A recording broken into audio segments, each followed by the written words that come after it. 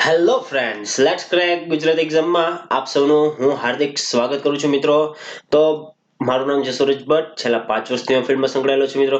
તો આપણે ફરીથી ઇકોનોમિક સબ્જેક્ટને બહુ જ સરળ રીતે સરળ ભાષામાં સમજવા માટે આપ સૌ બધા ભેગા થઈ ગયા હશો. તો જે વિદ્યાર્થી મિત્રો હજી પણ આપણો લેક્ચર શેર નથી કર્યો, લાઈક નથી કર્યું, એ તમારા બધા જ ગ્રુપમાં આપણો લેક્ચર છે એ શેર કરી દો, લાઈક કરી દો, એટલે જેથી વધારેમાં વધારે લોકો આપણા પ્લેટફોર્મ ઉપર જોડાય અને આપણા લેક્ચરનો લાભ લઈ શકે. તો મિત્રો 5 વર્ષથી આ ફિલ્ડમાં સંકળાયેલો છું, પોલિટી, ઇકોનોમી, જિયોગ્રાફી અને કરંટ અફેર્સ જેવા લેક્ચર લઈ રહ્યો છું જુદા જુદા પ્લેટફોર્મ ઉપર. તો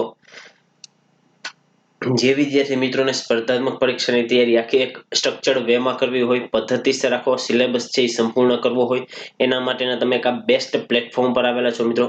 જીપીએસસીની તૈયારી આખી સ્ટ્રક્ચર્ડ વેમાં કરવી હોય, ક્લાસ 1 2 થી લઈ અને ક્લાસ 3 સુધીની જો તમારે તૈયારી કરવી હોય એના માટેનો એક બેસ્ટ પ્લેટફોર્મ છે. એમાં તમને આખો સિલેબસને ધ્યાનમાં રાખી અને આખો કોર્સ છે એ તૈયાર કરવામાં આવે છે. તમારી જે તૈયારી કરવાની જે પદ્ધતિ છે એ પદ્ધતિમાં તમે ચેન્જ લાવ્યો છે કે નહીં એના આધાર મુજબ તમારે તૈયારી કરવાની છે. કારણ કે હાલ છે એ જે નવા સિલેબસ મુજબ, નવી સ્ટ્રક્ચર પદ્ધતિ મુજબ, આખી નવી રીતે અને સ્માર્ટ ટેકનિકથી તમારે તૈયારી કરવાની હોય છે. તો આ બધી જ પ્રકારની ધ્યાનમાં રાખી તમને આપણા જે ઇન્ડિયાનું એક લાર્જેસ્ટ લર્નિંગ પ્લેટફોર્મ છે એમાં તમને સરળ રીતે તમારું એક્ઝામ ઓરિએન્ટેડ અને એમ કહી શકાય કે તમારી જે તૈયારીમાં છે એ તૈયારી સાવ ઓછી થાય અને તમે ઝડપતાથી તમે કેવી રીતે એક્ઝામને છે એ ક્રેક કરી શકો એ મુજબ છે અહીંયા તમને તૈયારી કરાવતા હોય છે. તો આ જે ઇન્ડિયાનું એક લાર્જેસ્ટ લર્નિંગ પ્લેટફોર્મ છે જેનું નામ છે અનએકેડમી. અનએકેડમીના માધ્યમથી તમને હું જે મળેલા છીએ. તો વિદ્યાર્થી મિત્રો ઝડપથી જે હજી લોકોએ પણ અનએકેડમીની જે એપ્લિકેશન છે એ ડાઉનલોડ નથી કરી, તો મિત્રો ઝડપથી અનએકેડમીની જે એપ્લિકેશન છે એ ડાઉનલોડ કરી લ્યો. જીપીએસસી ઓપ્શન એમાં તમારે સિલેક્ટ કરવાનો રહેશે. જીપીસી ઓપ્શન તમે એમાં જીપીએસસી ઓપ્શન સિલેક્ટ કરેલો હશે કે જેથી તમને એમાં ક્લાસ 1 2 થી લઈ, ખાસ મિત્રો યાદ રાખજો, ક્લાસ 1 2 થી લઈ અને ક્લાસ 3 સુધીની એટલે કે એટીડીઓ છે, તલાટી છે, આવી બધી જુદી જુદી ઘણી બધી એક્ઝામની તૈયારી માત્ર એક જ પ્લેટફોર્મથી, એક જ એનું સબસ્ક્રિપ્શન મેળવી અને એમ કહી શકાય કે બધી જ એકી સાથે ઘણા બધા લેક્ચર જોવા હોય તો એની માટેનું એક આ બેસ્ટ પ્લેટફોર્મ છે.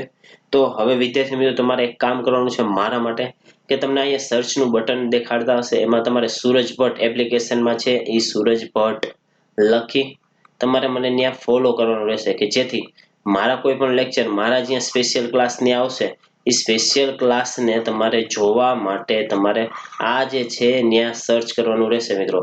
અથવા કોઈને હું એમાં સર્ચ કરતા હજી પણ નથી મળતો, અમુક લોકોને કીધું હતું મને કે સર તમારી પ્રોફાઇલ મળતી નથી, તો આપણે છે એ લિંક છે એ લિંક પ્રોફાઇલની લિંક આપણે ડિસ્ક્રિપ્શનમાં આપેલી છે. સૂરજ ભટ્ટ એમાં લખેલું જ હશે. તો લિંક તમારે મારી પ્રોફાઇલ જોવી હોય તો ડિસ્ક્રિપ્શનમાં પ્રોફાઇલ આપેલી છે. બધા ડિસ્ક્રિપ્શનમાંથી પણ આપણી પ્રોફાઇલમાં ક્લિક કરી અને ફોલો કરી શકે છે. આ અનએકેડમી ઉપર જે કોઈ પણ લેક્ચર મારા આવશે એને તમે જોઈ શકશો એટલા માટે વિદ્યાર્થી મિત્રો. તો અનએકેડમીના માધ્યમથી તમને બીજા ઘણા બધા ફાયદા થશે તમે જો પ્લસ કોર્સમાં આવશો તો. એટલે કે પ્લસ કોર્સના માધ્યમથી કે આ યુટ્યુબ અને પ્લસ કોર્સ સર શું છે, તો એ છે એ પ્લસ કોર્સમાં તમને શું મળશે ને એ તમારી સમક્ષ રજૂ કરેલું છે મિત્રો. કે પ્લસ કોર્સમાં તમને ડેઈલી લાઈવ ક્લાસીસ મળશે. ખાસ મિત્રો ધ્યાન રાખજો, એમાં છે ડેઈલી લાઈવ ક્લાસીસ હશે. એમાં એકી સાથે 10 થી 20 જણા એમ કહેવાય કે ડેઈલી તમને છે એમાં 10 થી 20 એજ્યુકેટર દ્વારા લાઈવ લેક્ચર આપવામાં આવતા હોય છે. એમાં ઘણા બધા 100 થી 20 પ્લસ એજ્યુકેટર છે. તમે અનએકેડમીની પ્લસ એપ્લિકેશનમાં તમે જોશો અથવા અનએકેડમીનું જે પ્લસ સબસ્ક્રિપ્શન જે લોકોએ લીધેલું હશે એ લોકોને ખ્યાલ હશે. એમાં 100 થી 20 પ્લસ એજ્યુકેટર તમને ભણાવતા હોય છે. એના જે જૂના લેક્ચરો અપલોડ કરેલા હોય એ પણ તમે જોઈ શકો છો અને નવા જે અપલોડ થવાના છે, લાઈવ ક્લાસીસ જે લેવાના છે એ પણ તમે બધા જ લેક્ચર છે એ તમે જોઈ શકો છો. અને એમાં આ તમે લાઈવ ક્લાસીસમાં એક આનો અનએકેડમીનો મેઇન તમને ફાયદો શું થશે કે મિત્રો તમને કોઈ પણ ક્લાસ તમે ભણેલા હોય તો તમે લેક્ચર અટેન્ડ કરેલો હોય તો એમાં તમને કોઈ પણ ક્વેશ્ચન થયો તો તમે અન્ય કોઈ પણ પ્લેટફોર્મ ઉપર લાઈવ ક્લાસમાં તમે ક્વેશ્ચન નહીં કરી શકો, પરંતુ અહીંયા સ્પેશિયલ અનએકેડમીમાં સ્પેશિયલ એક લાઈવ ક્લાસીસમાં જે કોઈ પણ ડાઉટ્સ હોય એ ડાઉટનો એક અલગથી એક સેશન પાછો યોજવામાં આવે છે કે જેથી તમારા કોઈ પણ પ્રશ્ન હોય, કોઈ પણ ટોપિક રિલેટેડ કોઈ પણ તમારી સમસ્યા હોય એ બધી જ સમસ્યાનું સમાધાન છે એ તમને આ એક જ એપ્લિકેશનના માધ્યમથી તમને બેસ્ટ એજ્યુકેશન પૂરું પાડવા માટેનું એક કામ કરી રહ્યા છે મિત્રો. તો આપ સૌ છે હું એક વિનંતી કરું છું કે બધા જ લોકો છે આપણી આ જે એપ્લિકેશન છે અનએકેડમી એપ્લિકેશન ડાઉનલોડ કરી લે અને પ્લસ કોર્સ માટે એનરોલ કરી લે કે જેથી એ લોકોને લાઈવ ટેસ્ટ અને ક્વિઝનો પણ ફાયદો થશે. કારણ કે આપણે જો તૈયારી કરતા હોય તો એમાં મોસ્ટ ઇમ્પોર્ટન્ટ જો કી ફેક્ટર હોય તો આપણી મોક ટેસ્ટ છે. તો મિત્રો મોક ટેસ્ટ પણ અહીંયા તમને એક જ સબસ્ક્રિપ્શનમાં માત્ર કે તમે એક જ વખત સબસ્ક્રિપ્શન લીધું છે એમાં આ બધા જ જે ફાયદા એ તમને છે એ ઉપયોગ કરવા મળશે મિત્રો. એટલે કે મોક ટેસ્ટ છે એ ખાસ આપણી જે આપણું સેલ્ફ એનાલિસિસ માટે છે એ મોક ટેસ્ટ બહુ મહત્વની છે અને એના માટે કોઈ અલગ પૈસા ભરવાના રહેતા નથી મિત્રો. અને એક આખો તમારી સમક્ષ છે સ્ટ્રક્ચર્ડ વેમાં કોર્સ રજૂ કરવામાં આવશે કે આખો એક કોર્સ છે એ તમારી સમક્ષ છે એ સ્ટ્રક્ચર્ડ વેમાં કે તમારી જે સિલેબસ છે એ સિલેબસ મુજબ જુદા જુદા એજ્યુકેટર દ્વારા કે એ સિલેબસને ધ્યાનમાં રાખી એક આખો પોતાનો એક આખો સ્ટ્રક્ચર્ડ વેમાં કોર્સ રજૂ કરવામાં આવશે કે જેથી તમારી જે તૈયારી છે એ તમારી તૈયારીમાં ઓછો સમય જાય. એટલા માટે તમને છે આ સ્ટ્રક્ચર કોર્સ રજૂ કરવાનો છે. હવે આ કોર્સ છે એનું તમે અનલિમિટેડ વખત એક્સેસ મેળવી શકો છો. એટલે કે આ બધા જ જે કોર્સિસ છે જુદા જુદા આપણા પ્લેટફોર્મ ઉપર અહીંયા તમને જે કોર્સની યાદી છે એ અમુક કોર્સની યાદી હજી મોકલી છે, કારણ કે સબ્જેક્ટ 50 થી 60 સબ્જેક્ટના કોર્સ છે એ આપણા પ્લેટફોર્મ ઉપર છે. એટલા માટે એ બધા જ જે કોર્સિસ છે એ બધા જ કોર્સિસમાં સ્ટ્રક્ચર્ડ વેમાં તમારી સમક્ષ રજૂ કરવાનું છે અને એ બધા જ કોર્સિસનું તમે અનલિમિટેડ વખત એક્સેસ મેળવી શકો છો. આવા જુદા જુદા કોર્સિસ આપણા પ્લેટફોર્મ પર ચાલુ છે. સાયન્સ એન્ડ ટેક છે, polity, history, geography, economy, English, reasoning, આવી રીતે ઘણા બધા 50 થી 60 સબ્જેક્ટ. એમાં કોમ્પ્યુટર પણ આવી જાય, ગુજરાતી સાહિત્ય આવી જાય, અંગ્રેજી ગ્રામર આવી જાય, ગુજરાતી ગ્રામર આવી જશે, કોમ્પ્યુટર આવી જશે. આવા ઘણા બધા સબ્જેક્ટ છે એ તમને અહીંયા તમારા પ્લેટફોર્મ પર જોવા મળશે મિત્રો. તો હવે વિદ્યાર્થીઓને રજીસ્ટ્રેશન કરાવવું છે. સાહેબ અમારે પ્લસ કોર્સનું રજીસ્ટ્રેશન કરાવવું છે તો અમે કેવી રીતે કરાવી શકીએ?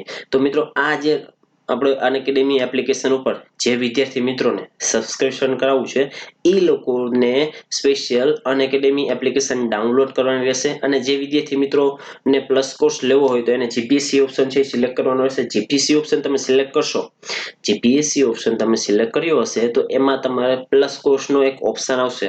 પ્લસ કોર્સનો ઓપ્શન તમે સિલેક્ટ કરશો એટલે તમારે કંઈક આવું જ ખુલશે. તો જે વિદ્યાર્થી મિત્રોને હવે એક વર્ષનું, ખાસ મિત્રો યાદ રાખજો અહીંયા હવે જે એક વર્ષનું જે વિદ્યાર્થી મિત્રોને સબસ્ક્રિપ્શન લેવું છે તો આ એક વર્ષના સબસ્ક્રિપ્શનના કેટલા રૂપિયા થશે? તો 7,000 રૂપિયા થશે. ખાસ મિત્રો યાદ રાખજો, એક વર્ષના સબસ્ક્રિપ્શનના 7,000 રૂપિયા. પરંતુ આ તમારે છે એ 7,000 ભરવાના નથી, કારણ કે હું તમને મારો કોડ એક આપીશ. એ કોડ ધ્યાન રાખજો, YTSB. આ YTSB કોડ તમે યુઝ કરશો એટલે તમારે ડાયરેક્ટ કેટલા 10% સુધીનું ડિસ્કાઉન્ટ આવશે. ટોટલ તમારી જે 7,000 રૂપિયા છે એમાંથી તમારે 10% બાદ કરીને ડાયરેક્ટ 6,300 રૂપિયા ભરવાના રહેશે. એટલા માટે મિત્રો ઝડપથી જે હજી વિદ્યાર્થી મિત્રોએ એનરોલ નથી કરાવેલું તો એ ઝડપથી એનરોલ કરાવે, કારણ કે આ જે તમે પ્લસ કોર્સ લેશો એમાં તમારો બહુ જ ફાયદો થશે અને બહુ જ માત્ર ને માત્ર 6,300 વ્યાજબી કિંમતે છે આ કોર્સ આખો રજૂ કરેલો છે. હવે જે વિદ્યાર્થી મિત્રોને 2 વર્ષનું સબસ્ક્રિપ્શન કરાવવું છે એ 8,400 રૂપિયા થશે. પરંતુ આપણે 8,400 ભરવાના નથી. શું કામ? કારણ કે આપણી પાસે એક કોડ છે સરનો, YTSB કોડ. તો આ સરનો કોડ યુઝ કરો અને તમારે 8,400 માંથી કેટલા? માત્ર ને માત્ર 7,560 રૂપિયા જ ભરવાના રહેશે મિત્રો. તો હવે જે વિદ્યાર્થી મિત્રો આપણી પ્લસ કોર્સ સંબંધિત કોઈ પણ ઇન્ક્વાયરી હોય, આ લેક્ચરની PDF મેળવવી હોય, જૂના લેક્ચરોની PDF મેળવવી હોય તો આ આપણી ટેલિગ્રામ ચેનલ છે એ ટેલિગ્રામ ચેનલમાં જોઈન થઈ જાઓ અને આપણો મોબાઈલ નંબર યાદ રાખી લો, 83 20 48 73 98. કોઈ પણ જાતની ઇન્ક્વાયરી હોય આમાં ફોન કરી બપોરે 1 થી 2 માં જ ફોન કરવો મિત્રો. ખાસ યાદ રાખજો, અન્યથા ફોન નહીં ઉપાડવામાં આવે. અને તમારે ટેક્સ કરજો. તમે વોટ્સએપમાં ટેક્સ કરી શકો છો, ટેલિગ્રામમાં ટેક્સ કરી શકો ટેક્સ કરી શકો છો, અથવા મારું ફેસબુક એકાઉન્ટ છે, ઇન્સ્ટાગ્રામમાં એકાઉન્ટ છે, બધામાં સૂરજ ભટ્ટ સર્ચ કરી અને એમાં કોઈ પણ પ્લેટફોર્મ પર તમે ટેક્સ કરશો, મેસેજ તમને મળી જશે. પરંતુ કોલિંગ છે એ 1 થી 2 માં જ કરવું. ઇન્ક્વાયરી માટે કોઈ પણ જાતની ઇન્ક્વાયરી હોય કે પ્લસ કોર્સ સંબંધિત, તો આ નંબર ઉપર ફોન કરી અને ઇન્ક્વાયરી સંબંધિત છે બધી, એમાં તમને જાણ કરવામાં આવશે કે કેવી રીતે પ્લસ કોર્સ લેવો, યુટ્યુબ અને પ્લસ કોર્સમાં શું ફરક છે, સાહેબ પ્લસ કોર્સ કેવી રીતે ફાયદો કરશે અમારી તૈયારીમાં, એ બધું જ તમને ડિટેલમાં તમે ફોન કરશો એટલે સમજાવવામાં આવશે મિત્રો. હવે અનએકેડમી દ્વારા એક નવું સોપાન ચાલુ કરવામાં આવ્યું છે, નવી એક ચેનલ ચાલુ કરવામાં આવી છે. એમાં શું કરવામાં આવે છે, તો એમાં છે એ ગુજરાત એક્ઝામિન 10 આ એની ચેનલનું નામ છે. તો યુટ્યુબમાં આ એક ચેનલ છે. જે વિદ્યાર્થી મિત્રો આપણે આ પ્લેટફોર્મ પર આવતા હોય એ વિદ્યાર્થી મિત્રો એ પ્લેટફોર્મની એક વખત તમે વિઝિટ કરજો એટલે તમને ખ્યાલ આવશે કે માત્ર 10 જ મિનિટમાં, કેટલી, માત્ર ને માત્ર 10 જ મિનિટમાં એક ટોપિકને આખો રિવિઝન સ્વરૂપે અને આખો ડિટેલમાં એનાલિસિસ કરી કે તમારે માત્ર 10 મિનિટમાં આખો એ ટોપિક તમને સમજાઈ જાય એ રીતે આખો સ્ટ્રક્ચર્ડ વેમાં તમારી સમક્ષ છે એમાં રજૂ કરવામાં આવે છે. તો જે વિદ્યાર્થી મિત્રો હજી પણ આ ચેનલને સબસ્ક્રાઇબ ન કરેલી હોય તો આ ચેનલને છે એ સબસ્ક્રાઇબ કરી લ્યો મિત્રો. હવે આજના આપણા ઇકોનોમિક સબ્જેક્ટમાં આપણે શું કરવાના છીએ, તો આખો જો આપણો ઇકોનોમી છે ને, આજનો આખો ઇકોનોમિક સબ્જેક્ટ એ આજનો આખો છે એ ભારતમાં બેરોજગારી ઉપર છે ટોટલી. કે બેરોજગારી એટલે શું, બેરોજગારીના પ્રકારો શું, બેરોજગારીના પ્રકારો ઉપરાંત બેરોજગારી છે એના ઉદ્ભવવાના કારણો શું છે, બેરોજગારી શા માટે ઉદ્ભવે છે, એની ભારત ઉપર શું અસર થઈ છે, આ જે બેરોજગારી ઉદ્ભવેલી છે એના સમાધાન સરકારે શું પગલાં લીધેલા છે. તો આખો આ જે આપણો લેક્ચર છે, હું એમ કહીશ કે આ લેક્ચર તમારે એસે લખવો હશે ને, એસે બેરોજગારી વિશે, તો પણ મોસ્ટ આઈએમપી અને કામ લાગે એવો લેક્ચર છે. મેઇન્સમાં તો કામ લાગશે જ તે મિત્રો, પરંતુ આ લેક્ચર છે તમારે એસે જો લખવો હશે બેરોજગારી ઉપર, એમાં પણ કામ લાગશે. એટલે કે ઝડપથી જે પણ વિદ્યાર્થી મિત્રો હજી આપણો લેક્ચર શેર ન કર્યો હોય એ લેક્ચર આપણો શેર કરી દે, કે જેથી બધા જ લોકો આપણી સાથે જોડાય, વધારેમાં વધારે લોકો જોડાય અને વધારે લોકો સુધી આપણો લેક્ચર પહોંચે એ આપણો મેઇન ઉદ્દેશ્ય છે. તો આપણો લેક્ચરનો એપ્રોચ કેવો હોય છે, તો પ્રી પ્લસ મેઇન્સનો એપ્રોચ હોય છે. પ્લસ 30 થી 40 મિનિટનો લેક્ચર હોય છે. ડેઇલી ઇકોનોમિકનો આપણે કરંટ અફેર કરાવીએ છીએ. આજે કરંટ અફેર નથી રાખેલું કારણ કે આજે આ લેક્ચર છે એ આખો માત્ર એક જ લેક્ચરમાં બેરોજગારી ડિટેલમાં કરાવવું છે મિત્રો, એટલા માટે આપણે આજે કરંટ નથી રાખેલું. પણ જૂના વર્ષના જે પ્રશ્નો છે એ પ્રશ્ન રાખેલા છે, 5 પ્રશ્નો રાખેલા છે, 50 નથી રાખેલા, સોરી, 5 પ્રશ્નો આપણે અહીંયા ઉલ્લેખ કરેલો છે. હવે આપણો જે લેક્ચરનો છે એપ્રોચ છે એ પ્રી પ્લસ મેઇન્સનો રહેશે. હવે આપણે બેરોજગારી તરફ આગળ વધીએ. તો મિત્રો બેરોજગારી આમ તમે જુઓ તો હાલ જે લોકો એસ્પિરન્ટ હશે એ લોકોને ખ્યાલ હશે કે બેરોજગારીનો મતલબ શું થાય. કે બેરોજગારીમાં જો હાલ આપણે બધા છે એ તમે બધા જે હાલ જે રીતે તમે તૈયારી કરો છો એની પાછળ તમારે એક રોજગાર મેળવવાનો એક હેતુ છે કે રોજગારી મળશે એટલે આવક થશે. એટલે કે બેરોજગારમાં ખાલી એટલો જ ડિફરન્સ છે કે આગળ 2 છે, બાકી તમને જો એ 2 હટી જાય તો તમને રોજગારી એટલે કે તમે રોજગાર કહેવાઓ, એનો મતલબ એવો થઈ શકે. આપણે આ સિમ્પલી ભાષામાં સમજાવું છું મિત્રો, પછી આખું આપણે સ્ટ્રક્ચર્ડ વેમાં એની ડેફિનેશન મુજબ જશું. કે બેરોજગારીમાં તમે સમજો કે બેરોજગારી એક એવી વસ્તુ છે કે એક એવી સ્થિતિ માનવી છે કે એની પાસે કામ કરવું છે, એને જે વેતન આપે છે એ વેતન મુજબ કામ કરવું છે, પરંતુ કામ બજારમાં અવેલેબલ નથી. એવી જે સ્થિતિ માનવીની જે જોવા મળે છે એને બેરોજગારી કહે છે મિત્રો. હવે આપણે છે આખો એક સ્ટ્રક્ચર્ડ વેમાં જે ડેફિનેશન ઇકોનોમિક્સમાં આપેલી હોય એ મુજબ આપણે ભણશું કે બેરોજગારીનો અર્થ, કે બેરોજગારી એટલે શું. તો બેરોજગારી એટલે કે સામાન્ય રીતે કે કામ કરી શકે એવી વ્યક્તિને કામ વગરની સ્થિતિ. કે એક વ્યક્તિ છે એને કામ તો કરવું છે, એને કામ કરવું છે, પરંતુ એને બજારમાં, આ બજાર છે એ બજારમાં કામ મળતું નથી. એને જે વેતન દરે બજાર એમ કે આટલા વેતન દરે 100 રૂપિયામાં તમને 1 કલાક કામ કરવા આપવું, પણ એ કામ છે નહીં, એને વેતન દરે પોસાય છે પણ એને કામ મળતું નથી, એવી સ્થિતિને બેરોજગારી કહેવામાં આવે છે મિત્રો, ખાસ યાદ રાખજો. ત્યારબાદ પીગુના મતે કોઈ એક વ્યક્તિ માત્ર ત્યારે જ બેકાર કહેવામાં આવે છે કે જ્યારે તેની કામ કરવાની જે ઈચ્છા હોય અને કામ બજારમાં અવેલેબલ ન હોય. મિત્રો આમાં છે એ એક કન્સેપ્ટ આવે છે કે સક્રિય શ્રમ અને કુલ શ્રમ બળ. ખાસ મિત્રો યાદ રાખજો કે સક્રિય શ્રમ આપણે જોશું એની નીચે જ તે, કે સક્રિય શ્રમ છે એ સક્રિય શ્રમ એટલે શું અને કુલ શ્રમ બળ એટલે શું. જો કુલ શ્રમ બળ એટલે કુલ શ્રમ બળ એટલે કે ટોટલ આપણી જે વસ્તી છે, આપણે 3 ભાગમાં વસ્તીના પાર્ટ પાડી દઈએ કે 0 થી 15, 15 થી 64 અને 64 થી વધુ, 64 થી વધુ. આ 3 પ્રકારની આપણે વસ્તી જોવા મળે છે દેશમાં. આ 3 પ્રકારની ઉંમરના લોકો જોવા મળે છે કે જે 0 થી 15 આવે છે એ બાળકની કેટેગરીમાં આવે છે અથવા બાળકો આવે છે. જે 15 થી 64 ની જે કેટેગરીમાં આવે છે, 15 થી 64 ની જે કેટેગરીમાં, એ કેવી તો એ વર્કિંગ પોપ્યુલેશનમાં આવે છે. કોણ કહેવાય તો વર્કિંગ એજ, કે જેને આપણે ડેમોગ્રાફિક ડિવિડન્ડ બધા કહેતા હોય છે. ડેમોગ્રાફિક ડિવિડન્ડ પણ 15 થી 64 કહેવામાં આવે છે. વર્કિંગ એજ પણ 15 થી 64 માં કહેવામાં આવે છે. અને કુલ શ્રમ બળ કે જે કુલ શ્રમ બળ કે 15 થી 64 માં જેનો સમાવેશ થાય છે એ કુલ શ્રમ બળમાં સમાવેશ થાય છે. અને 64 થી જે વધુ હોય એ વૃદ્ધ અથવા ઘરડાનો સમાવેશ થાય કે જે કામ કરવા યોગ્ય નથી અથવા કાર્યશીલ નથી. તો આ આખા ઉંમરના લોકો, 3 ઉંમરના લોકો છે આપણે, એ રહેતા હોય છે. તો આ 3 માંથી જે કુલ શ્રમ બળ ધરાવતો હોય એવા કેટલા લોકો છે તો એ 15 થી 64 છે. ખાસ મિત્રો યાદ રાખજો, 15 થી 64 છે એ કુલ શ્રમ બળ ધરાવતા લોકો છે. અમુક જગ્યાએ તમે 15 થી લઈ અને 15 થી લઈ અને 59 રીડિંગ કરેલું છે. પરંતુ મિત્રો અહીંયા ખાસ યાદ રાખજો, સરકારના જે ઇકોનોમિક સર્વેમાં છે એ 15 થી 64 ડેમોગ્રાફિક ડિવિડન્ડ એટલે કે જે જનસંખ્યાકીય લાભાંશ ગુજરાતીમાં જેને કહેવાય છે, એ 15 થી 64 સરકારી ડોક્યુમેન્ટમાં લખેલું છે. એટલે આપણે પણ એ જ જે સરકારી ડોક્યુમેન્ટમાં લખેલું છે વર્કિંગ એજ માટે, એ જ આપણે યાદ રાખવાનું છે. એટલે કે 15 થી લઈ અને 64 વર્ષ સુધીના જે દેશની વસ્તીના લોકો છે એ દેશની વસ્તીના લોકોનો સમાવેશ કુલ શ્રમ બળમાં થાય છે. મિત્રો ખાસ યાદ રાખજો, કુલ શ્રમ બળમાં. હવે એમાંથી સક્રિય શ્રમ બળ એટલે શું? સક્રિય અથવા તમે એમ કહી શકાય કે જેને હાલ કામ રોજગાર છે, જેની પાસે હાલ રોજગાર છે એવા કેટલા લોકો છે, અથવા એમાં કોનો સમાવેશ થાય તો કે કુલ શ્રમ બળમાંથી કે જેટલા લોકો રોજગાર મેળવે છે એનો સમાવેશ છે ઈ વર્તમાન રોજગારમાં થાય છે. ખાસ મિત્રો યાદ રાખજો આ કે કુલ શ્રમ બળમાંથી અમુક એવા લોકો છે કે જેની પાસે રોજગારી પ્રાપ્ત છે એને સક્રિય રોજગાર કહેવાય છે. અને જે લોકો પાસે રોજગારી પ્રાપ્ત નથી એટલે એ લોકોને જે આપણે બેરોજગારી કેવી રીતે ગણીએ છીએ એ તરફ હું તમને લઈ જાઉં છું કે જેની પાસે આ જે કુલ શ્રમ બળમાં જે આવે છે 15 થી 64 ની વચ્ચે, એમાંથી જે લોકો પાસે રોજગાર નથી એવા બધા જ લોકોનો સમાવેશ છે એ બેરોજગારીમાં થાય છે.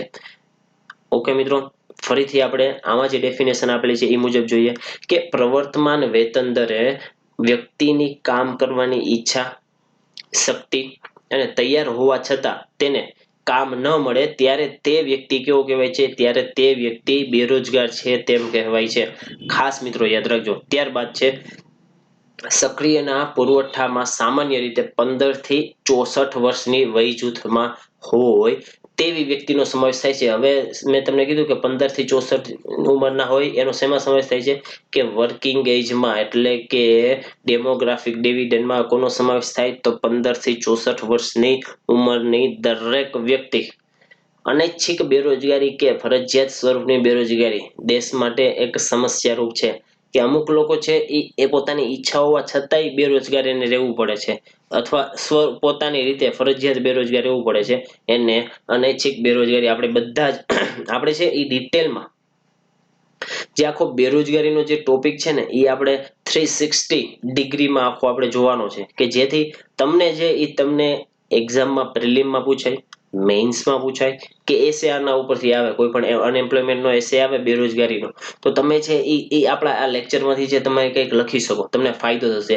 એટલા માટે મિત્રો આપણે આ લેક્ચર બહુ જ સરળ રીતે ડિટેલમાં અને તમને સમજાય એ મુજબ લીધો છે. અને પ્લસ લેટેસ્ટ અપડેટ સાથે કે લેટેસ્ટ આંકડા સાથે કે આપણે અહીંયા રજૂ કરેલું છે કે એપ્રિલ 2020 સુધીનો અનએમ્પ્લોયમેન્ટના આંકડા સાથે આપણો આ લેક્ચર છે એ બનેલો છે. એટલે ધ્યાનથી મિત્રો રીડિંગ કરજો, શેર કરજો આપણો લેક્ચર, અને ગમે તો આપણા લેક્ચરને લાઈક કરી દેજો. હવે તો બેરોજગારની વ્યક્તિ આર્થિક રીતે કેવો હોય છે તો બેરોજગાર વ્યક્તિ છે એ આર્થિક રીતે કોઈ અન્ય વ્યક્તિ ઉપર આશ્રિત હોય છે, કારણ કે સમાજમાં સન્માનપૂર્વક જીવન જીવી શકતી નથી. તેથી ભારતમાં બેરોજગારીની સમસ્યા છે ને ભારતમાં જે બેરોજગારીની સમસ્યા એ આર્થિક સમસ્યાની સાથે સાથે સામાજિક નૈતિક અને રાજકીય ક્ષેત્રે પણ સમસ્યા છે એ ઊભી થયેલી જોવા મળે છે. ખાસ મિત્રો યાદ રાખજો કે ભારતમાં જે પ્રકારની આ જે બેરોજગારીની સમસ્યા છે એ આર્થિક સમસ્યાની સાથે સાથે કેવી છે તો આર્થિક સમસ્યા સાથે સાથે સામાજિક, નૈતિક અને રાજકીય એક એક બધા લેવલે એને કારણ કે શું કામ મિત્રો કારણ કે સમાજમાં એક એને સન્માનપૂર્વક સારી રીતે જીવવું હોય તો એની પાસે બેઝિક પોતાની એક રોજગાર મેળવેલી હોવી જોઈએ. એને પોતામાં નૈતિક અને રાજકીય ક્ષેત્રે આગળ તો જ વધી શકે કે જ્યારે એની પાસે રોજગાર હોય, નાણાં હોય ત્યારે જ મિત્રો. તો બેરોજગારીની એક ઘટના એવી ઘટના છે અથવા એવી સ્થિતિ છે વ્યક્તિની કે જ્યારે કોઈ વ્યક્તિ જે કાર્ય કરવા માટે સક્ષમ છે અને એને એ કાર્ય કરવા માટે સક્રિયપણે એને શોધ પણ કરેલી છે પણ એ શોધ કર્યા હોવા છતાં પણ એને કામ મળતું નથી તો એવી વ્યક્તિને અહીંયા શું કહેવામાં આવે છે તો બેરોજગાર કહેવામાં આવે છે મિત્રો. હવે તમને એક ઉદાહરણ આપીને આપણે જોઈએ. કોઈ એક વ્યક્તિ છે એ વ્યક્તિને ડેઈલી પોતાને કામ શોધવા માટે બહાર જઈએ છે, 500 રૂપિયા એને પોસાય છે કે મને 7 કલાકના 500 રૂપિયા આપે તો પણ ચાલે છે. હવે એ બહાર જાય અને એને પોસાય છે, પ્રવર્તમાન વેતન દરે એને કામ કરવું પોસાય છે પરંતુ બજારમાં કામ એને જોઈતું એ નથી.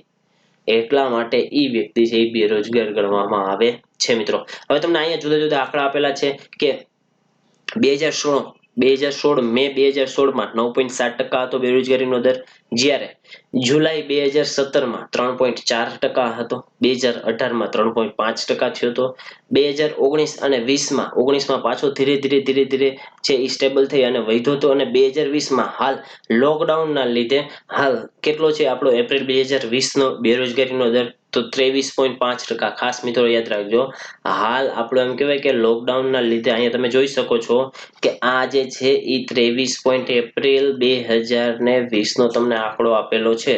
કેટલો છે 23.5%. ખાસ મિત્રો હાલ જે આપણો બેરોજગારીનો દર 23.5% છે એપ્રિલ 2020 સુધીનો. તો ભારતમાં જે જુદી જુદી પ્રકારે બેરોજગારી જે જોવા મળે છે એ બેરોજગારીના મુખ્ય કારણો શું છે કે આપણા દેશમાં જે બેરોજગારી જોવા મળે છે એ બેરોજગારીના મુખ્ય રીઝન્સ શું છે તો ઊંચો વસ્તી વૃદ્ધિનો દર. આપણે આ બધા જ ટોપિકને ડિટેલમાં લેશું. ખાલી અત્યારે તમને બેઝિક નોલેજ મળી રહે એટલા માટે તમને પોઈન્ટ ડાયરેક્ટ મેં તમને અહીંયા આપી દીધેલા છે. આપણે આને બધા જ રીતે ડિટેલમાં જોશું કે ભારતમાં છે એ વસ્તી વૃદ્ધિનો જે દર છે એ દિવસે ને દિવસે એકદમ વધી રહ્યો છે. એની સામે જે રોજગારી મળવી હોય જે રોજગારીનો દર છે એ રોજગારીનો દર એટલા જેટલો વસ્તી વૃદ્ધિનો દર વધેલો છે એટલા પ્રમાણમાં વધતો નથી. એના લીધે દેશનો એક આખો મોટો વર્ગ છે એ મોટો વર્ગ એની પાસે ભણેલી ડિગ્રી હોવા છતાં પણ એ બેરોજગારી તરફ એવી સ્થિતિમાં ધકેલાઈ ગયો છે મિત્રો. ત્યારબાદ શ્રમના પુરવઠામાં વધારો પરંતુ માળખાગત ખામીઓને કારણે કે જે માળખાગત જે ખામી છે આખે આખું એક માળખું ચેન્જ થઈ જાય અને એના લીધે રોજગારીની તકોમાં છે એ ધીમા દરે વધારો થાય છે. શ્રમનો પુરવઠો તો વધારે છે આપણે કારણ કે આપણે એમ કહીએ છીએ કે વિશ્વમાં સૌથી વધારે ડેમોગ્રાફિક ડિવિડન્ડ ધરાવતું કોઈ દેશ હોય તો એ ભારત છે. હવે તમને આવું વાક્ય કીધું એનો મતલબ શું તો કે આપણા ભારતમાં 15 વર્ષથી લઈ અને 64 વર્ષ સુધીના ખાસ મિત્રો યાદ રાખજો કે 15 વર્ષથી લઈ અને 64 વર્ષ સુધીના લોકો છે એ દેશની વસ્તીમાં સૌથી વધારે છે એમ કહી શકાય. એટલા માટે જ કે આપણો દેશ છે એ સૌથી વધારે વર્કિંગ એજ પોપ્યુલેશન ધરાવતો દેશ કહેવામાં આવે છે કે જેને આપણે ઇકોનોમિક્સની ટર્મ બધાય જુદી જુદી જગ્યાએ તમે વાંચેલું હશે કે ડેમોગ્રાફિક ડિવિડન્ડ. ડેમોગ્રાફિક ડિવિડન્ડ એટલે કંઈ જ નહીં મિત્રો 15 થી લઈ અને 64 વર્ષ સુધીની જે ભારતની વસ્તી છે એ વસ્તીને જ 15 થી 64 વર્ષની વસ્તીને જ ડેમોગ્રાફિક ડિવિડન્ડ એટલે કે જનસંખ્યાકીય લાભાંશ ગુજરાતીમાં જેને કહેવાય એ આપણા દેશમાં સૌથી વધારે કહેવામાં આવે છે. હવે આપણી પાસે શ્રમનો પુરવઠો તો વધારે છે પરંતુ માળખાગત ખામી કે આપણું જે માળખું છે આપણું જે મશીનરીનું જે માળખું છે એ બધી માળખાગત ખામીઓના લીધે આપણી જે રોજગારી જેટલી વધવાની હોય એટલી વધતી નથી. એના લીધે પણ એક બેરોજગારીનું એક કારણ બનીને રહે છે.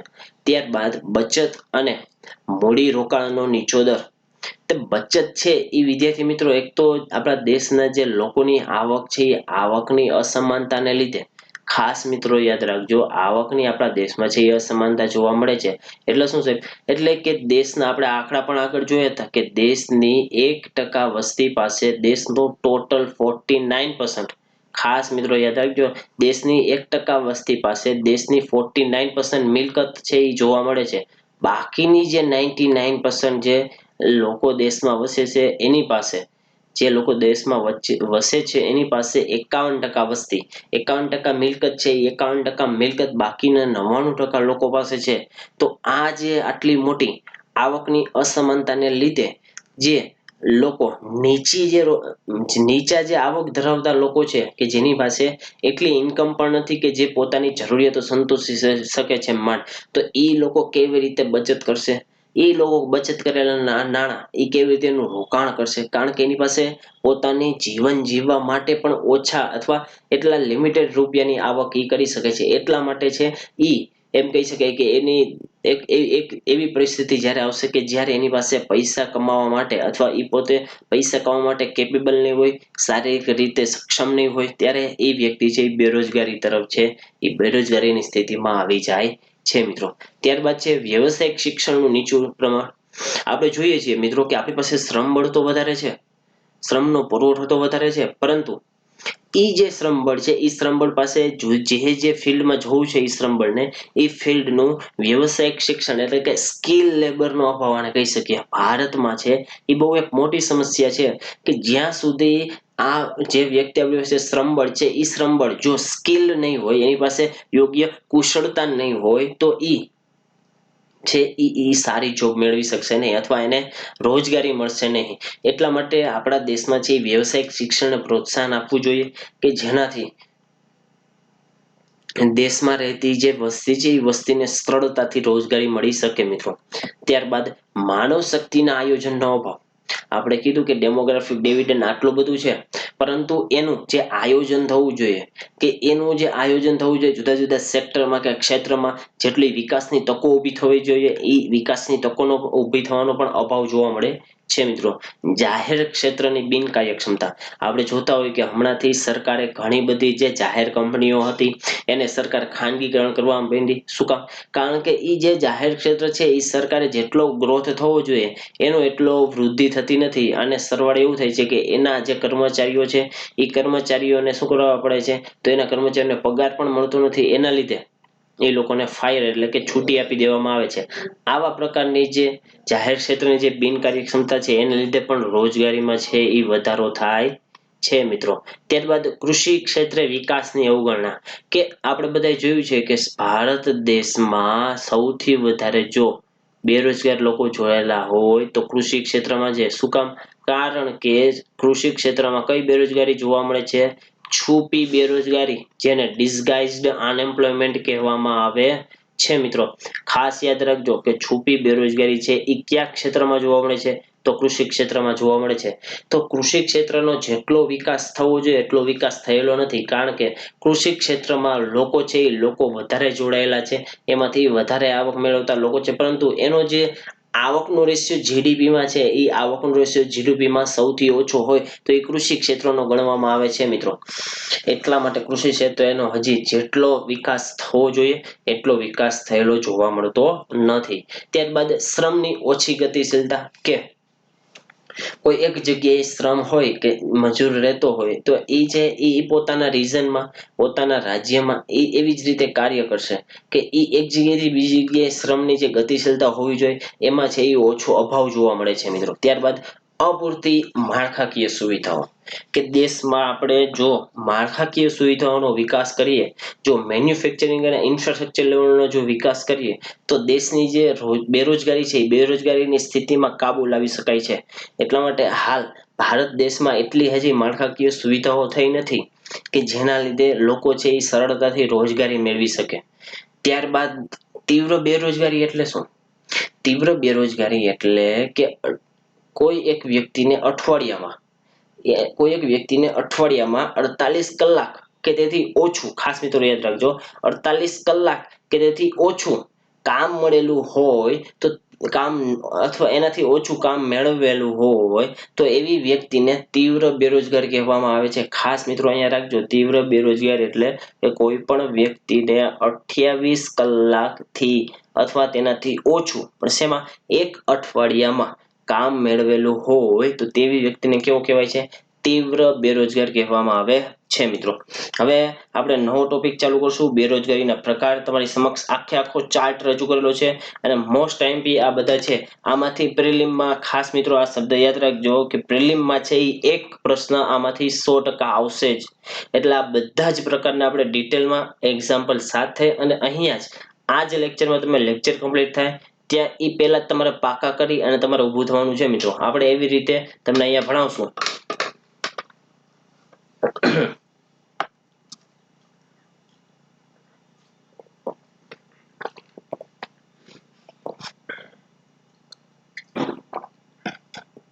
બધા પ્રકાર વાંચી લીધા હશે એવી આશા રાખું છું કે બેરોજગારીના જુદા જુદા પ્રકારો છે. શહેરીમાં પણ અલગ બેરોજગારી જોવા મળે, જે ગ્રામીણ કક્ષાએ અલગ બેરોજગારી જોવા મળતા હોય, અને અન્ય પ્રકારો કે જે અલગ અલગ આપણે અહીંયા રજૂ કરેલા છે. તો જે શહેરી ક્ષેત્રમાં જે બેરોજગારી જોવા મળે છે, શહેરી ક્ષેત્રમાં એ કેવી બેરોજગારી હોય છે? તો શહેરીમાં જે છે એ ઔદ્યોગિક બેકારી જોવા મળે છે, શિક્ષિત બેકારી જોવા મળે છે. ત્યારબાદ ગ્રામીણ ક્ષેત્રમાં કેવી બેરોજગારી જોવા મળે છે? તો ગ્રામીણ જે ક્ષેત્ર છે એ ગ્રામીણ ક્ષેત્રમાં પ્રચંડ બેરોજગારી જોવા મળે, મોસમી બેકારી જોવા મળે. ત્યારબાદ અન્ય પ્રકારો પણ આપણે જોશું કે ખુલ્લી બેરોજગારી, અલ્પ બેરોજગારી, ઘર્ષણજન્ય બેરોજગારી અને ચક્રીય બેરોજગારી. આ જે બધા પ્રકાર છે એ બધા જ પ્રકાર ખાસ તમારે યાદ રાખવાના છે. અને આ બધા જ પ્રકાર આપણા મોસ્ટ આઈએમપી કહી શકાય, કારણ કે હજી આમાં સંરચનાત્મક એટલે કે સ્ટ્રક્ચરલ બેરોજગારી આપણે નથી લીધું.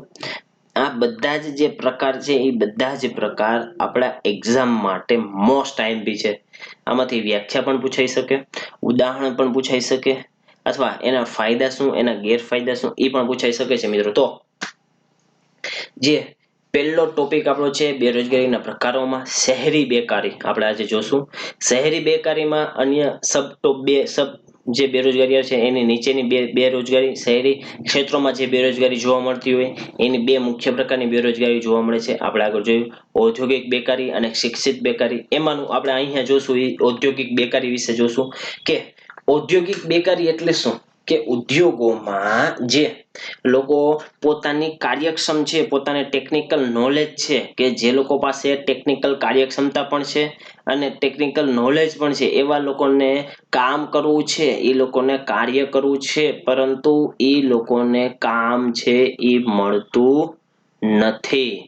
કામ મળતું નથી તો એવા લોકોને છે એ ઔદ્યોગિક બેરોજગાર જે શહેરી ક્ષેત્રમાં જોવા મળે છે એવા લોકોને આપણે ઔદ્યોગિક બેરોજગાર કહેશું. કે જે લોકો પાસે પોતાનું જે કામ કરવું છે એ કામ કરવા માટે સ્કિલ છે, એ પોતાની પાસે એને પ્રવર્તમાન વેતન દરે કામ પણ કરવું છે, પરંતુ એને કામ મળતું નથી. તો એવા બધા જ લોકોનો સમાવેશ છે એ ઔદ્યોગિક બેકારીમાં થાય છે. ખાસ મિત્રો યાદ રાખજો. ત્યારબાદ કે પરંતુ બેરોજગાર છે કે ઔદ્યોગિક જે ક્ષેત્રો છે એ ઔદ્યોગિક ક્ષેત્રોમાં બેરોજગારીની સમસ્યા આ જે બેરોજગારીની સમસ્યા જોવા મળે છે એ શું કામ મળે છે? કારણ કે જનસંખ્યા આપણી છે એનો એકદમ વધારો. કારણ કે એની પાસે સ્કિલ છે, એની પાસે કામ કરવા માટે યોગ્ય ક્ષમતા પણ છે, પરંતુ એ જ્યારે કામ શોધવા બજારમાં જાય છે ત્યારે ઓલરેડી આપણી એટલી બધી જનસંખ્યા હોવાને લીધે જે જગ્યા છે એ જગ્યા ઓછી જોવા મળે છે. તમે છે આપણે એક ઉદાહરણ લઈએ કે તમે છે આપણે એક એક્ઝામ લઈએ કે જે એક તલાટીની એક્ઝામ છે. તલાટીની એક્ઝામ માટે ફોર્મ કેટલા બધા ભરાતા હોય? આશરે 9 થી 10 લાખ ફોર્મ ભરાતા હોય છે. પરંતુ આ જે ફોર્મ ભરાતા હોય છે પણ વેકેન્સી કેટલી હોય છે? વેકેન્સી તમે સમજો 4000 અથવા 3000 અથવા 2000. તો એની સામે ફોર્મ કેટલા ભરાય છે? તો આ છે જે આનું રીઝન શું છે? કે આનું રીઝન એક જ છે કે આપણી દેશની તીવ્ર વૃદ્ધિ, વસ્તીની તીવ્ર વૃદ્ધિ છે એ આનું મેઇન રીઝન છે. આપણી દેશની એટલી બધી જે વૃદ્ધિ છે એ દેશની આટલી બધી જનસંખ્યા હોવાના લીધે લોકો પાસે રોજગારીની તકો વધારે ન હોવાથી જે ઔદ્યોગિક બેકારી જોવા મળે છે. આપણે ઔદ્યોગિક બેકારી જોતા હતા કે આપણા દેશમાં આર્થિક દ્રષ્ટિથી સક્રિય જનસંખ્યામાં તીવ્રતાથી વધારો થયો છે, પરંતુ એની સામે જેટલી રોજગારીમાં અવસરો, જેટલી રોજગારીમાં વૃદ્ધિ થવી જોઈએ એટલી વૃદ્ધિ થયેલી નથી. એના લીધે શું થાય છે? તો એના લીધે જે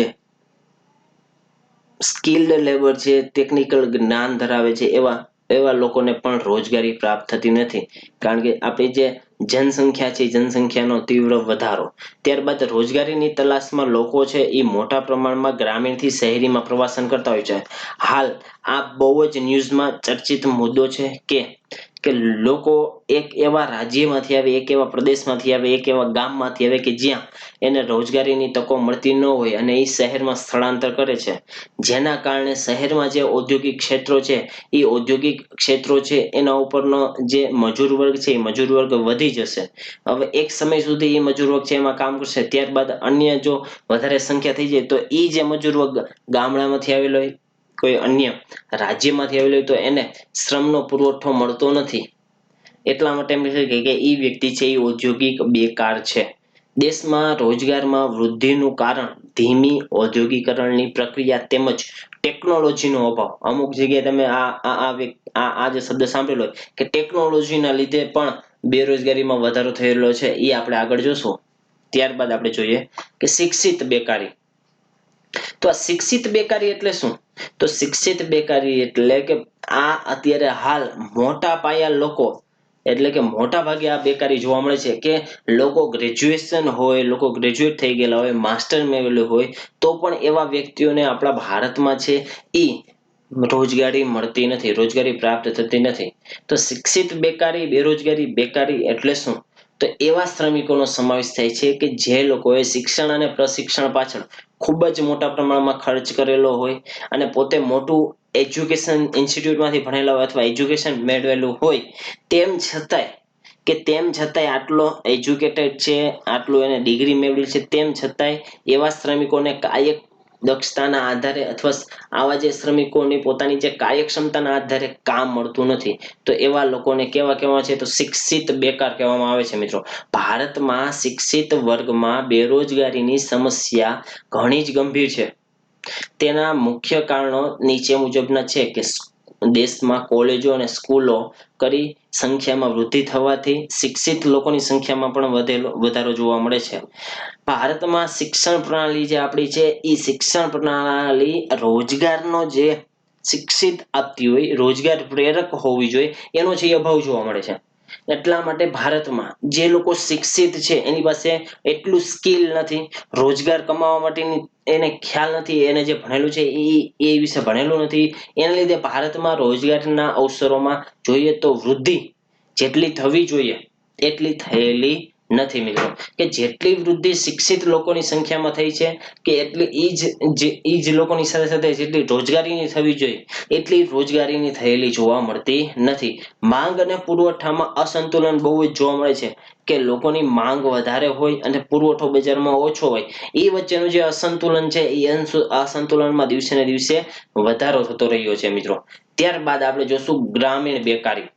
તો ગ્રામીણ બેકારી છે એ ગ્રામીણ બેકારી મુખ્યત્વે બે પ્રકારની છે જે વિલેજમાં એટલે કે ગ્રામ્યમાં જોવા મળે છે. તો એમાં કઈ સૌપ્રથમ અને એમ કહી શકાય કે આપણા દેશની બહુ મોટી સમસ્યા આ છે કે પ્રચ્છન્ન બેરોજગાર અથવા છુપા બેરોજગાર, કે એમાં સીમાંત ઉત્પાદકતા કેવી હોય છે? તો સીમાંત ઉત્પાદકતા શૂન્ય હોય છે. શું કામ? કારણ કે એમાં કોઈ પણ 4 વ્યક્તિ એક ખેતરમાં કામ કરતા હોય તો એ 4 વ્યક્તિમાંથી જો 2 જ વ્યક્તિ થઈ જાય તો જે ખેતરમાં ઉત્પાદિત 100 કિલો સફરજન આપણે લઈએ કે પેલા 4 વ્યક્તિ કાર્ય કરતા હતા અને 100 કિલો સફરજનની ઉત્પાદિત કરતા હતા, પરંતુ હવે એમાંથી 2 વ્યક્તિ છે એ 1 વર્ષ માટે આવતા નથી. તો હવે એ 2 વ્યક્તિ દ્વારા તો 50 સફરજન શું થશે? તો ના મિત્રો, 100 એ 100 જ સફરજન એ લોકો કરશે. કારણ કે ઓલા 2 લોકોનું જે શ્રમ હતું એ શ્રમ બળ ઉત્પાદનમાં વધારો કરતો નહોતું. એટલા માટે જ કહેવાય છે કે જે ખેતરમાં સીમાંત ઉત્પાદકતા હોય છે, એટલે કે જ્યાં છુપી બેરોજગારી જોવા મળતી હોય છે, ત્યાં ઉત્પાદનનું પ્રમાણ છે એ ઓછું જોવા મળતું હોય છે. કારણ કે જે છુપા બેરોજગારો છે એમાં સમાયેલા હોય છે, એટલા માટે. ત્યારબાદ આમાં જ આપણે જોશું ડિટેલમાં પ્રચ્છન્ન બેરોજગારી અથવા અદ્રશ્ય બેરોજગારી. એટલે કે પ્રચ્છન્ન બેરોજગારી, છુપી બેરોજગારી, ડિસગાઇઝ અનએમ્પ્લોયમેન્ટ, આ બધા જ એના નામ છે. તો પ્રચ્છન્ન બેરોજગારી તે છે કે જેમાં કોઈ કાર્ય કરવા માટે, ખાસ મિત્રો યાદ રાખજો કે કોઈ કાર્ય કરવું હોય, એ કાર્ય કરવા માટે શ્રમિકો જરૂર હોય ત્યાં વધારે શ્રમિકો છે એ કામ કરવા લાગે છે. હવે જરૂર હોય 2 જણાની અને આવી જાય 4 જણા, તો એ એમ કહેવાય કે રોજગારી પ્રાપ્ત કરે છે, પરંતુ અલ્ટિમેટલી જોઈએ ને તો એ છુપા બેરોજગારો છે. કારણ કે એવા લોકો છે, એ લોકોને એ રોજગારી પ્રાપ્ત થતી નથી. એમ કહી શકાય, ભલે એ રોજગારી કરતા હોય પણ ઉત્પાદનમાં છે એ કઈ ફરક કે કઈ ફેર લાવતા હોતા નથી મિત્રો. ત્યારબાદ કીધું છે કે આવા લોકો દેખીતી રીતે કામ લાગેલા હોય, આપણે જોઈએ તો આમ દેખાય કે ના કામ કરે છે, પરંતુ વાસ્તવિક રીતે ઉત્પાદનની ક્રિયાના આધારે આપણે જોઈએ તો તેવા લોકો છે તે અલગ કરવામાં આવે તો ઉત્પાદનમાં કોઈ જ પ્રકારનો ફેરફાર નથી થતો. એવા લોકોને એમ કહી છે કે આપણી સીમાંતની ઉત્પાદકતા છે એ શૂન્ય છે મિત્રો.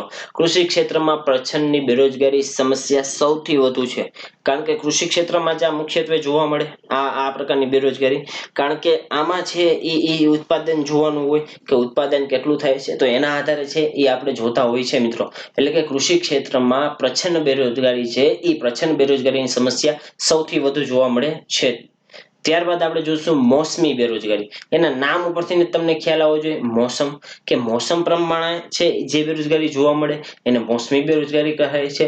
તો મોસમી બેરોજગારી એટલે શું? શિયાળામાં શું હોય? તો આમાં છે મિત્રો એવું હોય કે જ્યારે કોઈ પણ વ્યક્તિ અથવા આપણું જે ખેતર અથવા ખેતી, તમે કૃષિ ઉદ્યોગ જાણી લ્યો, કૃષિ ઉદ્યોગ વિશે જોઈ લ્યો કે કૃષિમાં કેવું છે મિત્રો કે અમુક સમય દરમિયાન જ્યારે ચોમાસા આધારિત ખેતી કરવામાં આવતી હોય છે, તો ચોમાસું હોય એ 3 થી 4 મહિના કામ કરી શકે છે ખેડૂત. ત્યારબાદ એની પાણી ન હોવાથી, કૃષિ આધારિત ખેતી ન હોવાથી એને કામ મળતું નથી. તો બાકીના જે મહિના એને રોજગારી મળતી નથી, એટલે કે એને બેરોજગાર થઈને રહેવું પડે છે મિત્રો.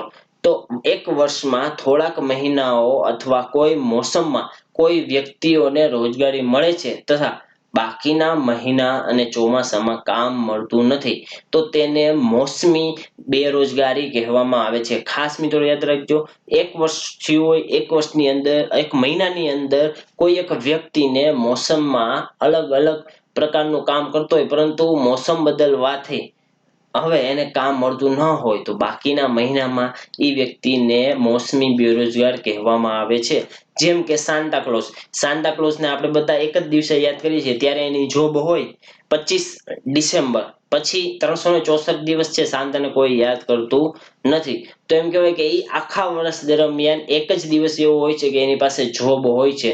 બાકીના બધા જ દિવસોમાં એ છે એ 364 દિવસમાં એ જોબલેસ વ્યક્તિ હોય છે મિત્રો. ત્યારબાદ ભારતમાં 48% કરતા વધારે પણ જનસંખ્યા કૃષિ સાથે સંબંધિત છે. આપણે આંકડો જોયો હતો કે ભારતમાં જે કૃષિ સાથે સંબંધિત જનસંખ્યાનો આંકડો માત્ર ને માત્ર 48% છે. એ 48% કૃષિ ઉપર નભે છે. હવે એ 48%ની આવક જો આપણે ગણીએ તો એ આપણી જીડીપી ના માત્ર ને માત્ર આશરે 18% અથવા એમ કહી શકાય કે 17 થી 18% છે એ આ કૃષિ ઉપર નભતા લોકોની આવક છે, જીડીપી નો હિસ્સો એટલો છે. એટલે આપણે કહી શકીએ કે બહુ જ આપણે એમ કહી શકીએ કે બહુ જ જે છુપી બેરોજગારી છે એ બહુ વધારે આપણે કૃષિ ક્ષેત્રમાં જોવા મળે છે મિત્રો. ત્યારબાદ કૃષિ એક મોસમી વ્યવસાય છે. કેવો વ્યવસાય છે? મોસમી વ્યવસાય છે. કે કૃષિમાં જ્યારે વરસાદ પડતો હોય, જ્યારે લણણીનો સમય હોય, કે જ્યારે બી ઉગાડવાનો સમય હોય, એના આધારે જે કૃષિ આખી થતી હોય છે. એટલે એમ કહી શકાય કે જ્યારે મોસમ સારું હોય, તડકો વધારે પડતો હોય, પાણી સરળ રીતે મળી રહેતું હોય, તો એ દેશનું જે કૃષિ ક્ષેત્ર છે એ કૃષિ ક્ષેત્રનો વિકાસ થશે મિત્રો. ત્યારબાદ કૃષિમાં મોસમની અનુસાર ખેડૂત દ્વારા કૃષિમાં મોસમની અનુસાર છે એ પાક લેવામાં આવતા હોય છે. કે આ મોસમ છે, ચોમાસાની આખી મોસમ છે, તો એમાં ફળ ફ્રૂટ ને એવા પાક વાવવામાં આવે છે. જ્યારે રવિ પાક જે એ શિયાળાની ઋતુમાં પાકવામાં આવે છે, આપણે જોયું હતું. અને ઉનાળુ પાક એટલે કે જાયદ પાક, એ ઉનાળુ દરમિયાન જે પાક વાવવામાં આવે એને જાયદ અથવા ઉનાળુ પાક કહે છે. તો આ રીતે આપણી કૃષિ છે ને, કૃષિ આખી મોસમી વ્યવસાય ઉપર આધારિત છે. કે જો વરસાદ પડે, જો તડકો પડે, તો આપણે કૃષિ છે એ સફળ થશે. બાકી જો કૃષિ છે એ મોસમ અનુસાર પાક લેવાતી હોવાથી એને નુકસાન થાય છે વધારે પડતું. અને જે ખાલી મોસમ હોય કે જ્યાં યોગ્ય રીતે મોસમ અનુકૂળ ન આવતું હોય અને ન્યા ખેતી કરવી હોય, તો એ ખેતી સાથે સંકળાયેલ ટોટલી લોકો છે એ બેરોજગાર ગણવામાં આવે છે મિત્રો. આ હતું આપણી મોસમી બેરોજગારી. ત્યારબાદ આપણે જોઈએ બેરોજગારીના અન્ય પ્રકારોમાં ખુલ્લી બેરોજગારી. તો ખુલ્લી બેરોજગારી એટલે શું? તો ખુલ્લી બેરોજગારી એટલે એવી બેરોજગારી કે શ્રમિકો કામ કરવા માટે તૈયાર છે, તેના માટે કામ કરવાની યોગ્યતા પણ છે, પરંતુ તેને કામ મળતું નથી. આવા પૂર્ણ સમય માટે બેકાર કહે છે એને, કે બહુ મોટા સમય માટે એને બેકાર કહેવામાં આવે છે. ત્યારબાદ આપણે જોશું અલ્પ બેરોજગારી, કે જે કોઈ શ્રમિકને જેટલો સમય કામ કરવા જોઈએ તેના કરતાં ઓછો સમય મળે છે અથવા શ્રમિકોને તેની ક્ષમતા અને કાર્ય મળતું નથી ક્ષમતાના આધારે, તો તેવી અવસ્થાઓને અલ્પ બેરોજગારી કહેવામાં આવે છે. કે કોઈ પણ એક શ્રમિક હોય, કોઈ પણ એક વ્યક્તિ હોય, એને જેટલું કામ કરવું છે એટલું કામ નથી મળતું, એનાથી ઓછું કામ મળે છે, એનાથી ઓછા કલાકનું કામ મળે છે, તો એવા બેરોજગારને અલ્પ બેરોજગાર કે અડધો બેરોજગાર છે, અડધો દિવસ રોજ અડધો દિવસ કર્યા છે અને અડધો બેરોજગાર છે.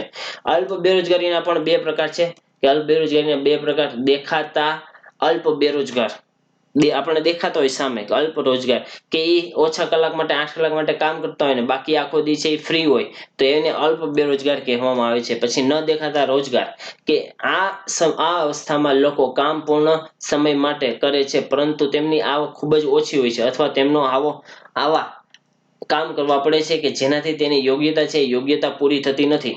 આ તમને એક ફોટો મેં બતાવેલો છે, જે મધુજી છે, આ ફર્સ્ટ ટ્રાન્સજેન્ડર છે કે જે MBA ની ડિગ્રી ધરાવતા હતા. મધુજી એનું નામ છે, મધુ કોલહલે. તમે આ છે સર્ચ કરીને જોજો આમની સ્ટોરી, આખી બહુ રીડિંગ કરવા જેવી ઇન્સ્પિરેશન સ્ટોરી છે કે પ્રથમ ટ્રાન્સજેન્ડર છે એ MBA ધારકના, કે જે પોતે એક કેબના એક ડ્રાઈવર તરીકેનું કામ કરતા હતા મિત્રો, કે જે પોતાની જેટલી લાયકાત હોય, પોતાને એમ કહેવાય કે પોતે MBA ધરાવે છે તો એક મોટી કંપનીમાં MBA અથવા HR મેનેજર તરીકે એને છે એ સિલેક્ટ કરવામાં આવતા નથી. શું કામ? કારણ કે એની પાસે એટલી રોજગારીનું તકનું અવસર નથી, સમાન સ્કિલ એની પાસે નથી, એટલા માટે એમ કહી શકીએ કે એ MA ની ડિગ્રી હોવા છતાં, MA પાસ હોવા છતાં એ વાહન ચાલકનું છે એ ડ્રાઈવર તરીકે કાર્ય કરવું પડે છે મિત્રો. આ MBA ધારક છે, આ આર્યા ઈ મધુબેન MBA ધારક હતા. એને પ્રથમ ટ્રાન્સજેન્ડર છે પાછા, કે જેની પાસે MBA ડિગ્રી છે અને એ પોતે એક કેબના ડ્રાઈવર તરીકે છે એ કાર્ય કરે છે મિત્રો. બહુ ઇન્સ્પિરેશન સ્ટોરી છે, તમે એક વખત રીડિંગ કરજો.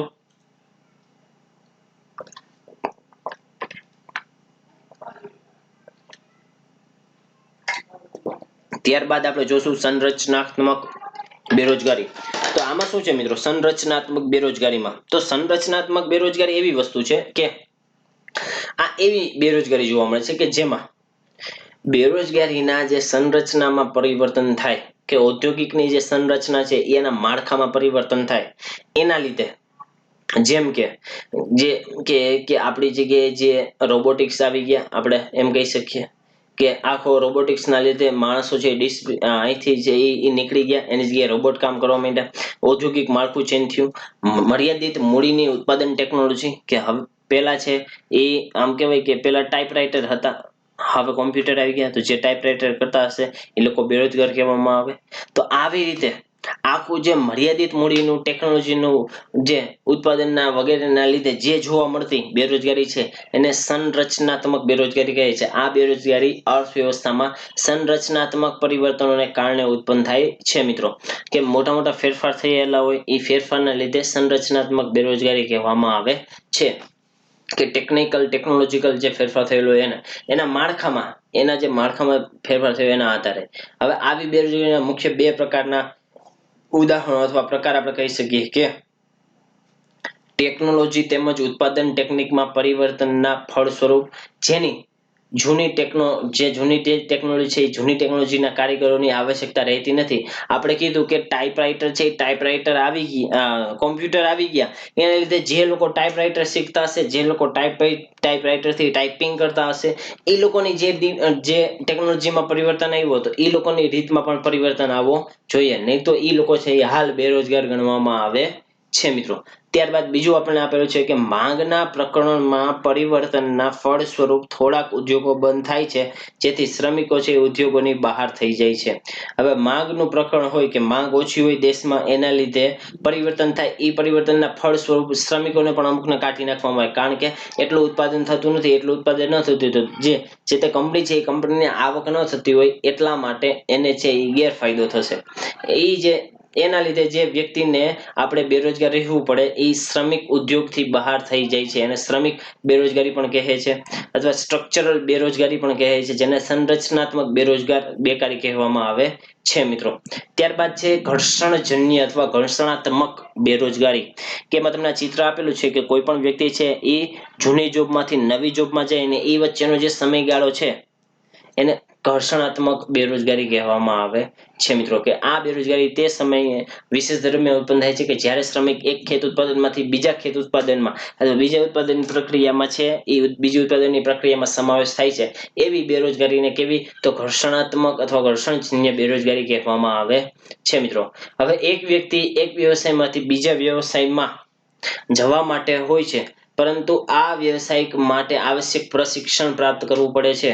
હવે એમાં જવું હોય તો તમારી પાસે સ્કિલ્ડ લેબર હોવા જોઈએ. તો તમારી પાસે સ્કિલ લેબર હોય તો તમે એની ઉપર છે સ્કિલ લેબર તમારી પાસે હોય તો તમે તમારું જે રોજગારી છે રોજગારી વધારી શકો છો. પરંતુ તમારી પાસે યોગ્ય વ્યવસાય માટેનું નોલેજ નથી તો તમારે છે એના માટે પહેલા તમારે ટ્રેનિંગ લેવી પડે.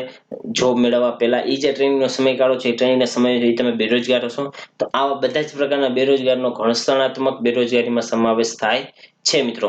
ત્યારબાદનો આપણો પોઈન્ટ છે કે આ પરિવર્તન પ્રક્રિયા દરમિયાન જે વ્યક્તિ થોડાક સમય માટે બેરોજગાર બની જાય છે તેને ઘર્ષણજન્ય બેરોજગાર કહે છે મિત્રો. આર્થિક વ્યવસ્થાના માળખામાં થવા વાળા પરિવર્તન તેમજ ઉત્પાદન પ્રક્રિયાના માથાવાળા થવાવાળા પરિવર્તનને કારણે ઘર્ષણજન્ય બેરોજગારી જોવા મળે છે. કે આર્થિક વ્યવસ્થામાં જે જુદા જુદા પરિવર્તનો આવતા રહ્યા છે એના લીધે ઉત્પાદનની પણ પ્રક્રિયામાં ચેન્જ આવવો પડે. તો ઉત્પાદનની પ્રક્રિયામાં ચેન્જ લાવવા માટે જેવા એ જે મશીનરી છે એ જે માહિતી છે એ બધી કેચઅપ કરી લે શકે અથવા એ બધું સમજી શકે એવા નવા કર્મચારીની જરૂર છે. તો એ જે બે વચ્ચેનો નવા કર્મચારી ને જૂના કર્મચારી વચ્ચેનો જે ગેપ છે એ ગેપને આપણે ઘર્ષણજન્ય બેરોજગારી કહેશું મિત્રો. સાવ ઈઝી છે. ત્યારબાદ ચક્રીય બેરોજગારી. કે ચક્રીય બેરોજગારી એટલે શું? કે ચક્રીય બેરોજગારી એટલે કે જ્યારે ઉતાર હોય અથવા ચઢાણ હોય એટલે કે જ્યારે આપણે આપણી ગાડી આમ ચલાવતા હોય ત્યારે લીવર વધારે આપવું પડે. તો એવી રીતે સેમ બેરોજગારીમાં પણ એવું છે કે જ્યારે તેજી હોય ત્યારે લોકો વધારે કામ મળતું હોય. હવે જ્યારે મંદી આવે કે જ્યારે ઉતાર આવે ત્યારે શું થાય તો ત્યારે જે તે ઉદ્યોગોની આવકમાં પણ ઘટાડો થશે, ઉત્પાદનની પ્રક્રિયામાં પણ ઘટાડો થશે. તો એ બધા જ કર્મચારીઓ જે છે જે ઉત્પાદન સંબંધિત હોય એ બધાને છે એ બહાર કાઢી નાખવામાં આવે છે. એના લીધે જે બેરોજગારી જોવા મળે છે એને ચક્રીય બેરોજગારી કહેવામાં આવે છે. આર્થિક તેજીના કારણે આર્થિક ગતિવિધિ એ સ્થળની ઊંચું થતું જાય છે અને તેના ફળસ્વરૂપે રોજગારીની માત્રા ખૂબ જ વધી જાય છે. તેનાથી વિપરીત આર્થિક મંદીમાં શું હોય તો આર્થિક મંદીમાં ઘટાડો થવાથી ઉત્પાદન અને રોજગારીમાં પણ ઘટાડો થાય છે. આમ આ ચક્રીય બેરોજગારી મુખ્યત્વે વ્યાપાર ચક્રથી સંબંધિત હોય છે કે આખું દેશનું વ્યાપાર ચક્ર એની સાથે સંકળાયેલું છે. જો ઉદ્યોગ ધંધાઓ ઠપ થાય, રોજગારી ખેતી જે ઠપ થાય તો દેશની જીડીપી ને દેશની આવકમાં ડાયરેક્ટ સીધો અસર થાય છે મિત્રો. ત્યારબાદ બેરોજગારી સામાન્ય રીતે અસ્થાયી પ્રકારની પ્રકૃતિ છે. અસ્થાયી પ્રકારની પ્રકૃતિ. આથી ક્રિયાઓમાં વૃદ્ધિ વિદ્યાર્થી બેરોજગારી દ્વારા પ્રાપ્ત થાય છે મિત્રો. ખાસ યાદ રાખજો, જો દેશની વૃદ્ધિ કરવી હોય, દેશનો વિકાસ કરવો હોય તો બેરોજગારીનો ઘટાડો કરવાથી દેશનો વિકાસ છે એ ઘટાડી શકાય છે. દેશમાં છે એ ઉદ્યોગોનો વિકાસ કરવાથી, રોજગારીમાં વધારો કરવાથી દેશની વૃદ્ધિ કરી શકાય છે મિત્રો. ત્યારબાદ સામાન્ય આધારે બેકારીના જુદા જુદા પ્રકારો પાડવામાં આવેલા છે કે દૈનિક બેકારી, સાપ્તાહિક બેકારી અને લાંબા ગાળાની બેકારી. તો એમાં આપણે પહેલી જોશું આ છે મિત્રો ખાસ મોસ્ટ ટાઈમપી છે કારણ કે આમાં આંકડા આવેલા છે, પૂછાઈ શકે છે કે સમયના આધારે બેકારીના પ્રકાર. કે જુદા જુદા સમયે કોઈ એક વ્યક્તિને 1 કલાકનું કામ મળતું હોય તો 1 કલાકનો બેરોજગાર કહેવાય ડેઈલી. બાકીના સમયે તો એ બેકાર કહેવામાં છે. સાપ્તાહિક બેકારી એટલે કે 7 અઠવાડિયામાં આપણે આગળ જોયું હતું કેટલી કલાક કામ હતું, 28 કલાક કામ મળેલું હોય તો એવા વ્યક્તિ 28 કલાકથી ઓછું વ્યક્તિને જો કામ મળેલું હોય તો એવા વ્યક્તિને આપણે બેરોજગાર કહેવામાં આવશું, સાપ્તાહિક બેરોજગાર. ત્યારબાદ લાંબા ગાળાના બેરોજગાર, જેમ કે જે વિદ્યાર્થી અથવા અત્યારે હાલ જે પરીક્ષાની તૈયારી કરતો હોય, ઘણા વર્ષોથી તૈયારી કરતો હોય તો પણ હજી એને કાર્ય ન મળેલું હોય તો આપણે એની એક ડેફિનેશન આપેલી છે કે 365 દિવસમાંથી 183 દિવસ જ કાર્ય કરે, બાકીના દિવસોમાં એને બેકારી હોય તો એને લાંબા ગાળાની બેકારી કહેવામાં આવે છે મિત્રો. ત્યારબાદ ડેફિનેશન મુજબ જોઈએ કે દૈનિક બેકારી કે કોઈ વ્યક્તિને 1 દિવસ કે 1 કલાકનું પણ કામ ન મળે. કોઈ એક વ્યક્તિને એક જ દિવસમાં 1 કલાકનું પણ કામ ન મળે તો તેને બેકારી કહે છે, દૈનિક બેકારી કહે છે. તેના આધારે દેશની કુલ બેકારીની માહિતી મેળવી શકાય છે મિત્રો. ત્યારબાદ સાપ્તાહિક બેકારી કે જે દિવસે તપાસ કરવામાં આવે તેના 1 અઠવાડિયાની અંદર કોઈ પણ વ્યક્તિ કામની શોધ કરતી હોય પરંતુ તેને કામ ન મળેલું હોય, હજી કામ મળ્યું નથી તો તે આખા સપ્તાહની બેકારી છે, બેકારી એ સપ્તાહ બેકારી અથવા સાપ્તાહિક બેકારી અથવા આખા જે 7 અઠવાડિયાની બેકારી અંતર્ગત કહેવામાં આવે છે.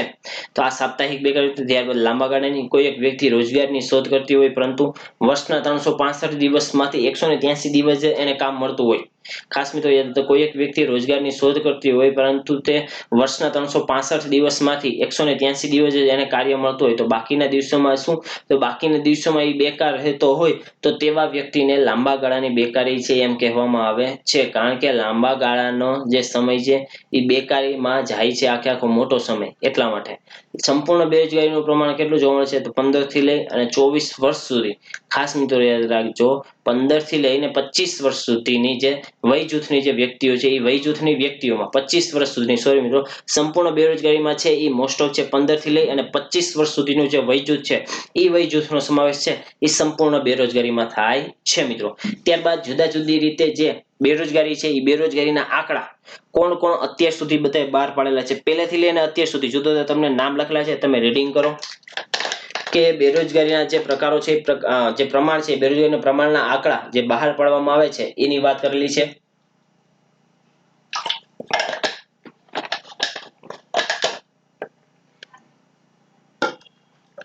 એક ગાંધીજી એક સૂત્ર આપ્યું હતું, મને એક યાદ આવી ગયું. ગાંધીજી દ્વારા એક લાઈન કહેવામાં આવી હતી, મને અત્યારે યાદ આવી ગઈ. હાલ તો હું લખીને તમને કહું છું. નાનું, હા, અહીંયા લખીને દઉં છું કે ગાંધીજીએ એક આવી લાઈન કીધી હતી કે મારી સમસ્યા, ખાસ મિત્રો યાદ રાખજો કે મારી સમસ્યા મશીન નથી. ગાંધીજીએ એવું કીધું હતું કે મારી સમસ્યા મશીન નથી, પરંતુ આ બધા લખી લે. મારી સમસ્યા, પરંતુ મારી જે સમસ્યા છે એ મારી સમસ્યા એ છે કે લોકો મશીનરીને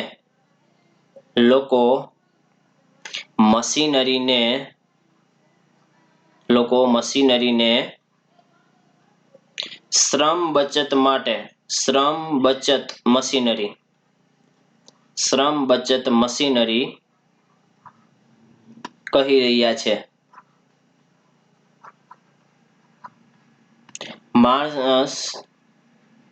માણસો શ્રમ બચત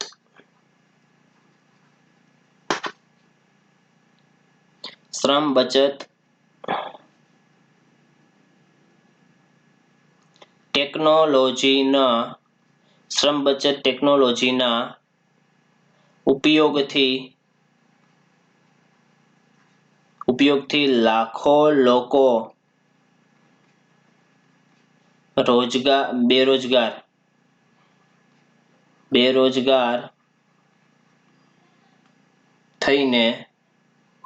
બેરોજગાર થઈને ભૂખથી પીડાતા રસ્તા પર મૃત્યુની રાહ જોતા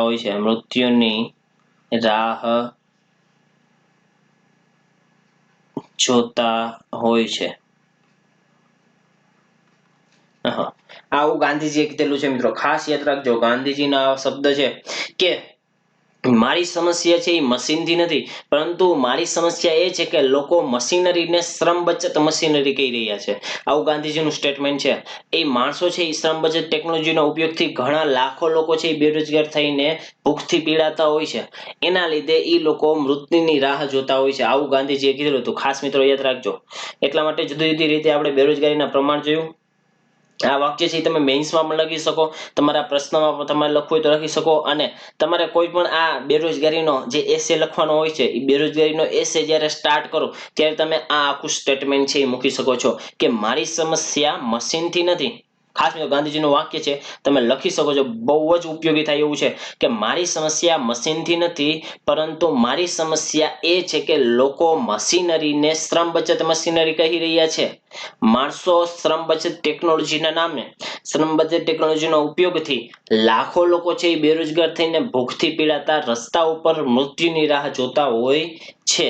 આ છે એ કોનો છે? મહાત્મા ગાંધીજીએ આ સ્ટેટમેન્ટ કીધેલું છે. ખાસ મિત્રો યાદ રાખજો, કારણ કે આ આપણા પ્રશ્નમાં મેન્સમાં પણ બહુ જ ઉપયોગી છે અને પ્રિલિમમાં પણ બહુ જ ઉપયોગી છે. મહાત્મા ગાંધીજી એમના દ્વારા કહેવામાં આવેલું આ સ્ટેટમેન્ટ છે. ત્યારબાદ આપણે જોશું કે જુદી જુદી બેરોજગારીના જે પ્રમાણ છે, બેરોજગારીનું પ્રમાણ ક્યાંથી આપણને માહિતી મળી શકાય છે. હાલ છે એ આયોજન પંચ, પણ આયોજન પંચ નથી એટલે કે નીતિ આયોગ, પછી સેન્ટ્રલ સ્ટેટિસ્ટિકલ ઓર્ગેનાઇઝેશન અને નેશનલ સેમ્પલ સર્વે દ્વારા અને રોજગાર વિનિમય દ્વારા જે પ્રકાશિત કરવામાં બેરોજગારીનો અહેવાલ છે, એ બેરોજગારીના અહેવાલમાં આપણને છે એ જુદા જુદા બેરોજગારીના આંકડાઓ છે એ પ્રાપ્ત થાય છે મિત્રો. ત્યારબાદ બેરોજગારીની સમસ્યા અર્થે જુદી જુદી સમિતિઓની રચના થયેલી હતી, જેમાં રાજકૃષ્ણ સમિતિ 11-12 થઈ હતી, ભગવતી સમિતિ અને વેંકટરામન સમિતિ. આ જુદી જુદી સમિતિઓની રચના છે એ બેરોજગારીની જે સમસ્યાઓ છે એ સમસ્યાને હલ કરવા માટે થયેલી હતી મિત્રો. હવે આપણે જે જોવાના છે એ ડિટેલમાં ફરી પાછા થોડુંક મેન્સ ઓરિએન્ટેડ, અને આમાં પણ આંકડા આવશે, તો આ આંકડા પણ આપણા ઉપયોગી છે. ખાસ મિત્રો યાદ રાખજો આ આંકડા પણ, કે વસ્તી વૃદ્ધિનો દર આપણે આગળ જોયું હતું કે આપણે આ ટોપિક લીધો હતો કે વસ્તી વૃદ્ધિનો દર. તો ખાસ મિત્રો યાદ રાખજો કે ભારતમાં જે બેરોજગારીનું સૌથી વધારે જો કારણ આમ સ્પષ્ટ રીતે કહી શકાય તો આ છે, વસ્તી વૃદ્ધિનો જે દર છે એ દિવસે ને દિવસે વધતો રહ્યો છે. એની સામે જે રોજગારીની તકો છે એ દિવસે ને દિવસે એટલી વધતી નથી, એટલે કે ડિક્લાઇન થયેલી કે ઓછી જોવા મળે છે મિત્રો. આપણે એમ કહી શકીએ કે જેટલો રોજગારીનો દર ઊંચો હોવો જોઈએ એ બહુ ઓછો છે, અને બેરોજગારીનો દર આટલો હોય.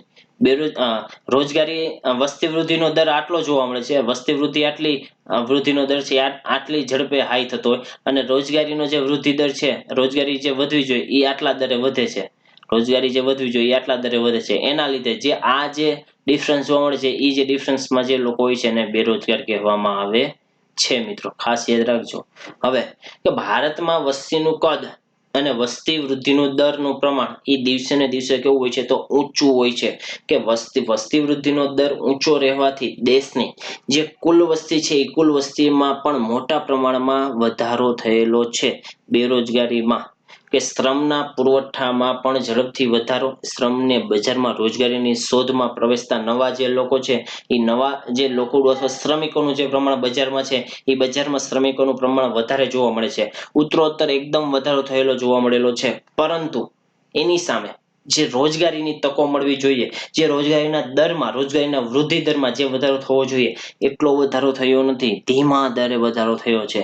એના લીધે જે લોકો આવી રીતે જે સંકળાયેલા છે એ લોકો બેરોજગારીનો સામનો કરી રહ્યા છે.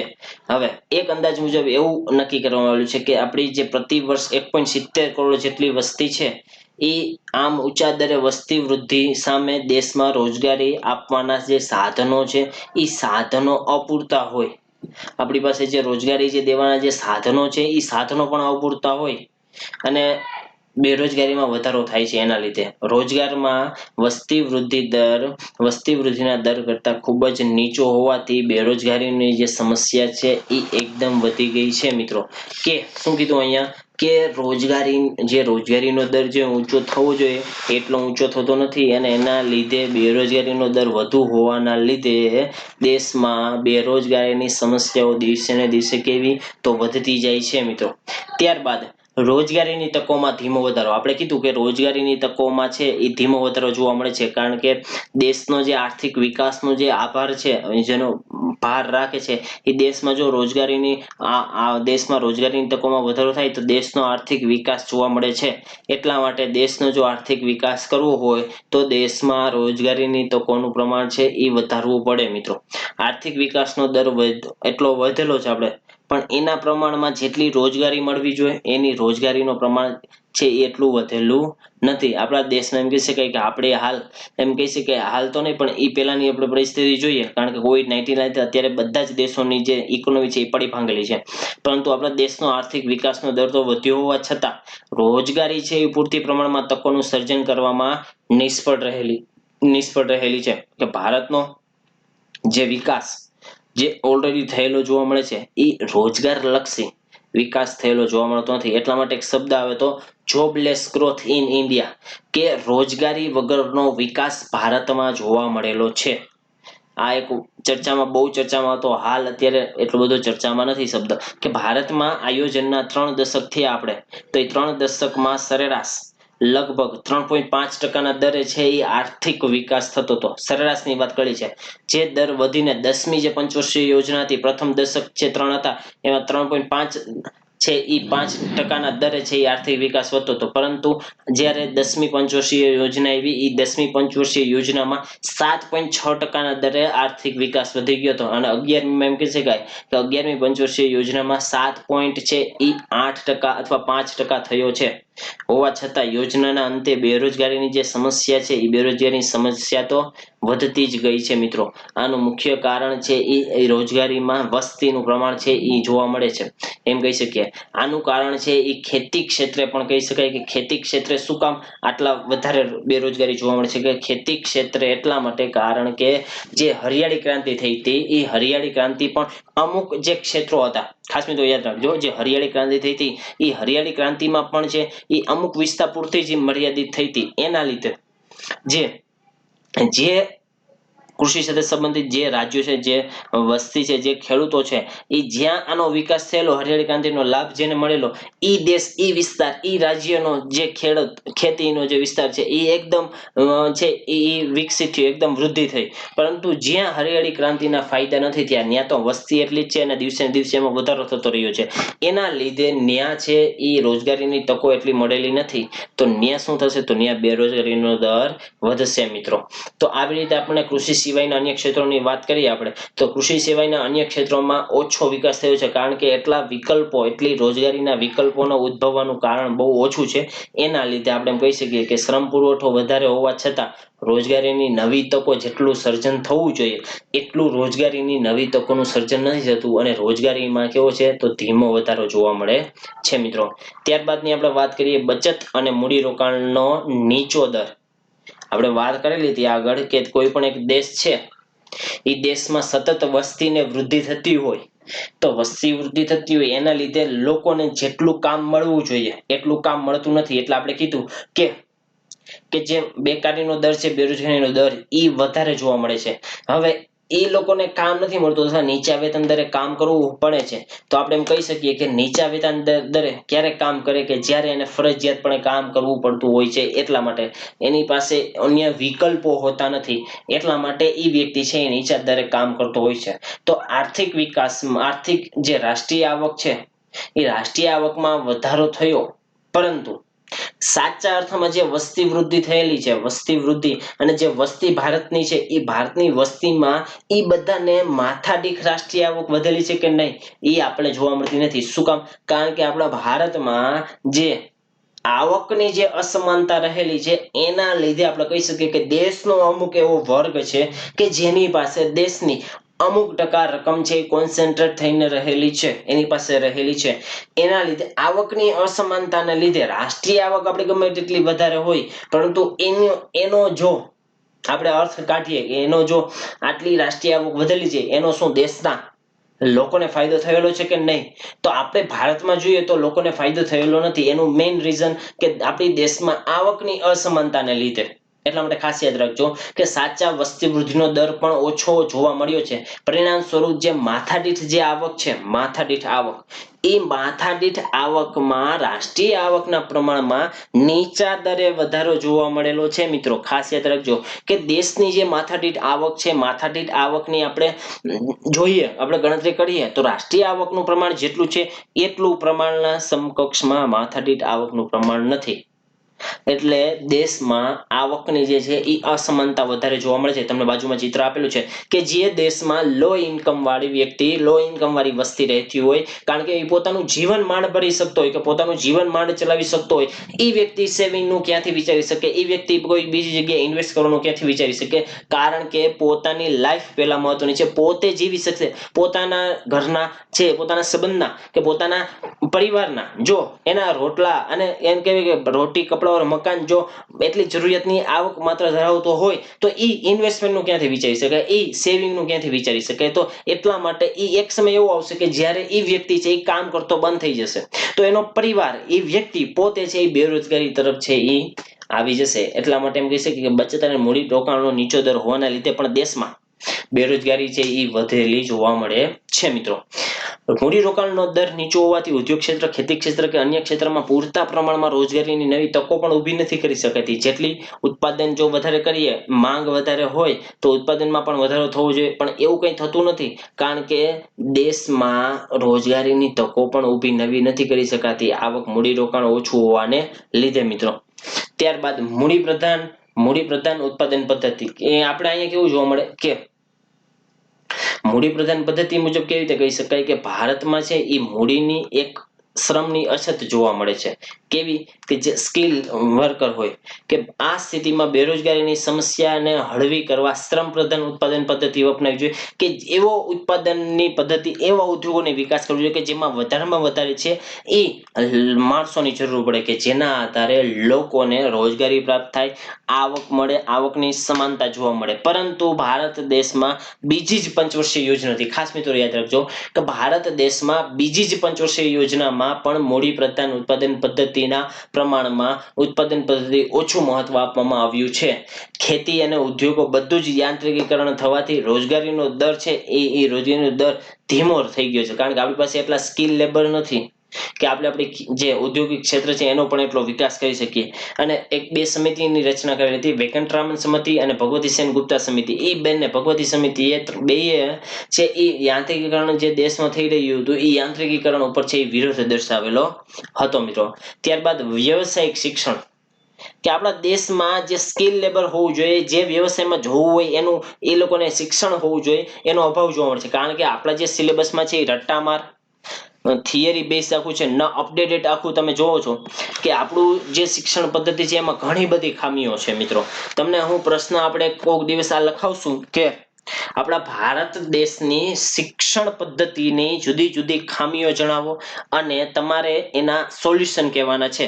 આ પ્રશ્ન લખી લો તમે અત્યારે જ તે, કે ભારતમાં લખો અહીંયા, હું તમને લખીને બતાવું છું કે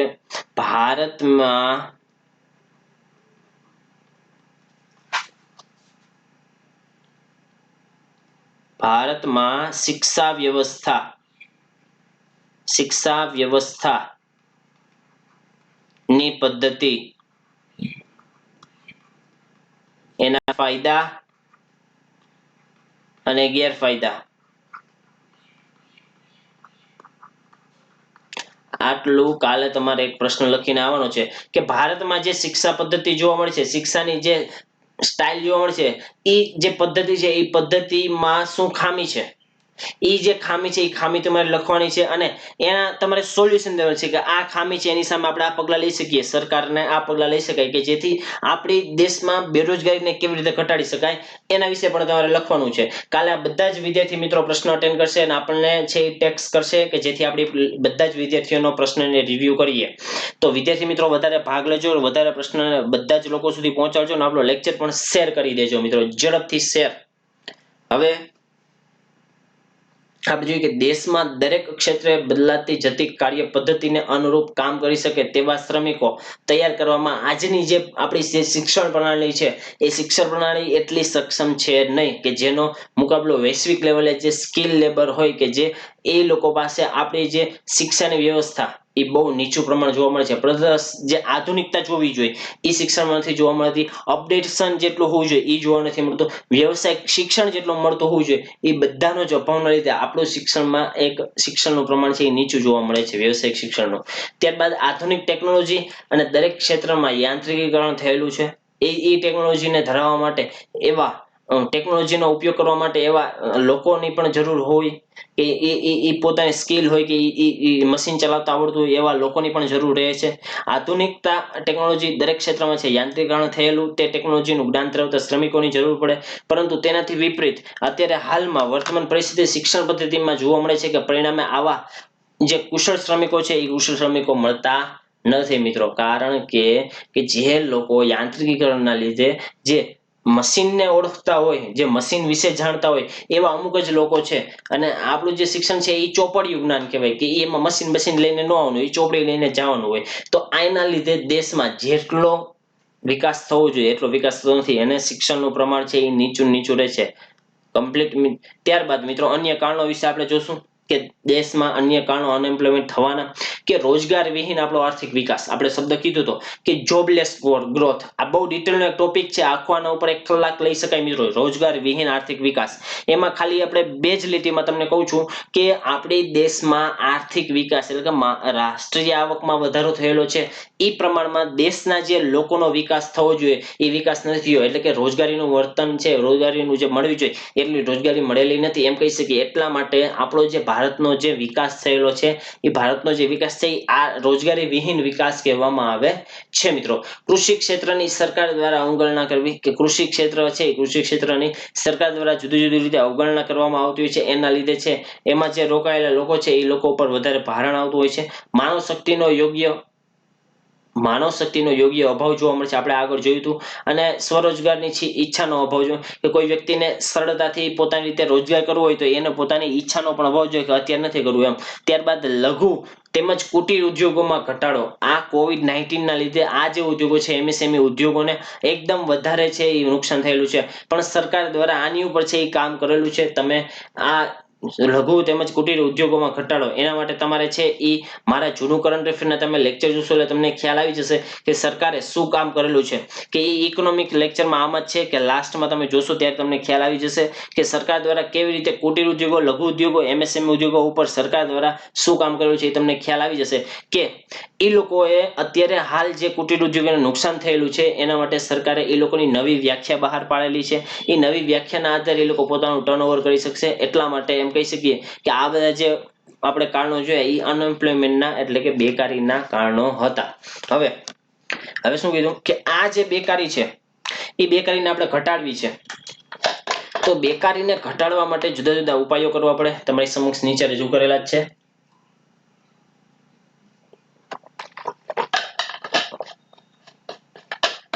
તો બેકારી ઘટાડવાના ઉપાયો શું છે? તો લોકોને પહેલા સૌપ્રથમ ટેકનોલોજીનું શિક્ષણ આપવું.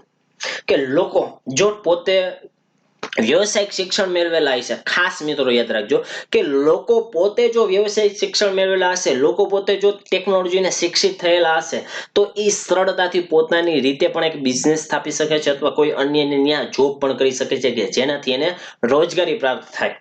સરકારે પહેલો જ ટોપિક અહીંયા ટાંકેલો છે કે લોકોનું તકનીકી શિક્ષણ આપવું જોઈએ કે જેથી લોકોને તકનીકી શિક્ષણના આધારે એ પોતે રોજગારી મેળવી શકે છે મિત્રો.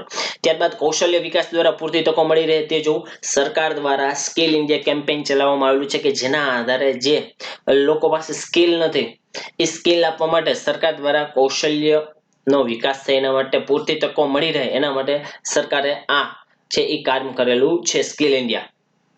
ખાસ બેકારી ઘટાડવા માટે એવા ટાર્ગેટ બેઝડ મદદરૂપ પ્રોગ્રામ શરૂ કરવા જોઈએ કે જ્યાં એવા વિસ્તાર હોય, એવું રાજ્ય હોય, એવું શહેર હોય તો એ શહેર એ પર્ટિક્યુલરલી રાજ્ય એને આધારે એક સરકાર દ્વારા એક બેરોજગારીની એક નીતિ બનાવવી જોઈએ કે જેના આધારે આ લોકોને છે એવો પ્રોગ્રામ રજૂ કરવો જોઈએ કે જેથી જે બેકાર છે એ બેકારને બેકારીમાંથી ઘટાડી શકાય, રોજગારી એને મળી શકે. વસ્તી નિયંત્રણના કાર્યક્રમ કરવા કે લોકોને જાગૃત કરવા જોઈએ કે વધારે વસ્તીથી દેશની જે રીતે સંસાધનોનો બિન અસરકારક રીતે ગમે તેમ વેડફાઈ જાય છે અને ઉપયોગ થાય છે એ ન થાય.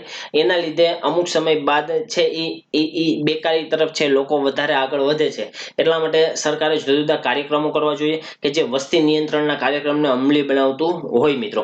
રોજગારના અવસરોને વધારવા કૃષિ ક્ષેત્ર અને સેવા ક્ષેત્રના ઉત્પાદનમાં વધારો કરવાની વાત છે. જો રોજગારી વધારવી હોય તો હાલ કૃષિ ક્ષેત્રમાં તો સૌથી વધારે છે જ તે, પણ આપણે કહી શકીએ કે ઉદ્યોગોમાં અને કૃષિમાં ઉદ્યોગોમાં એટલો વિકાસ કરવો જોઈએ, સેવા ક્ષેત્રનો પણ એટલો જ વિકાસ કરવો જોઈએ કે જેના લીધે રોજગારીની નવી તકોનું જે સર્જન થાય અને લોકોને સરળતાથી રોજગારી મળી શકે.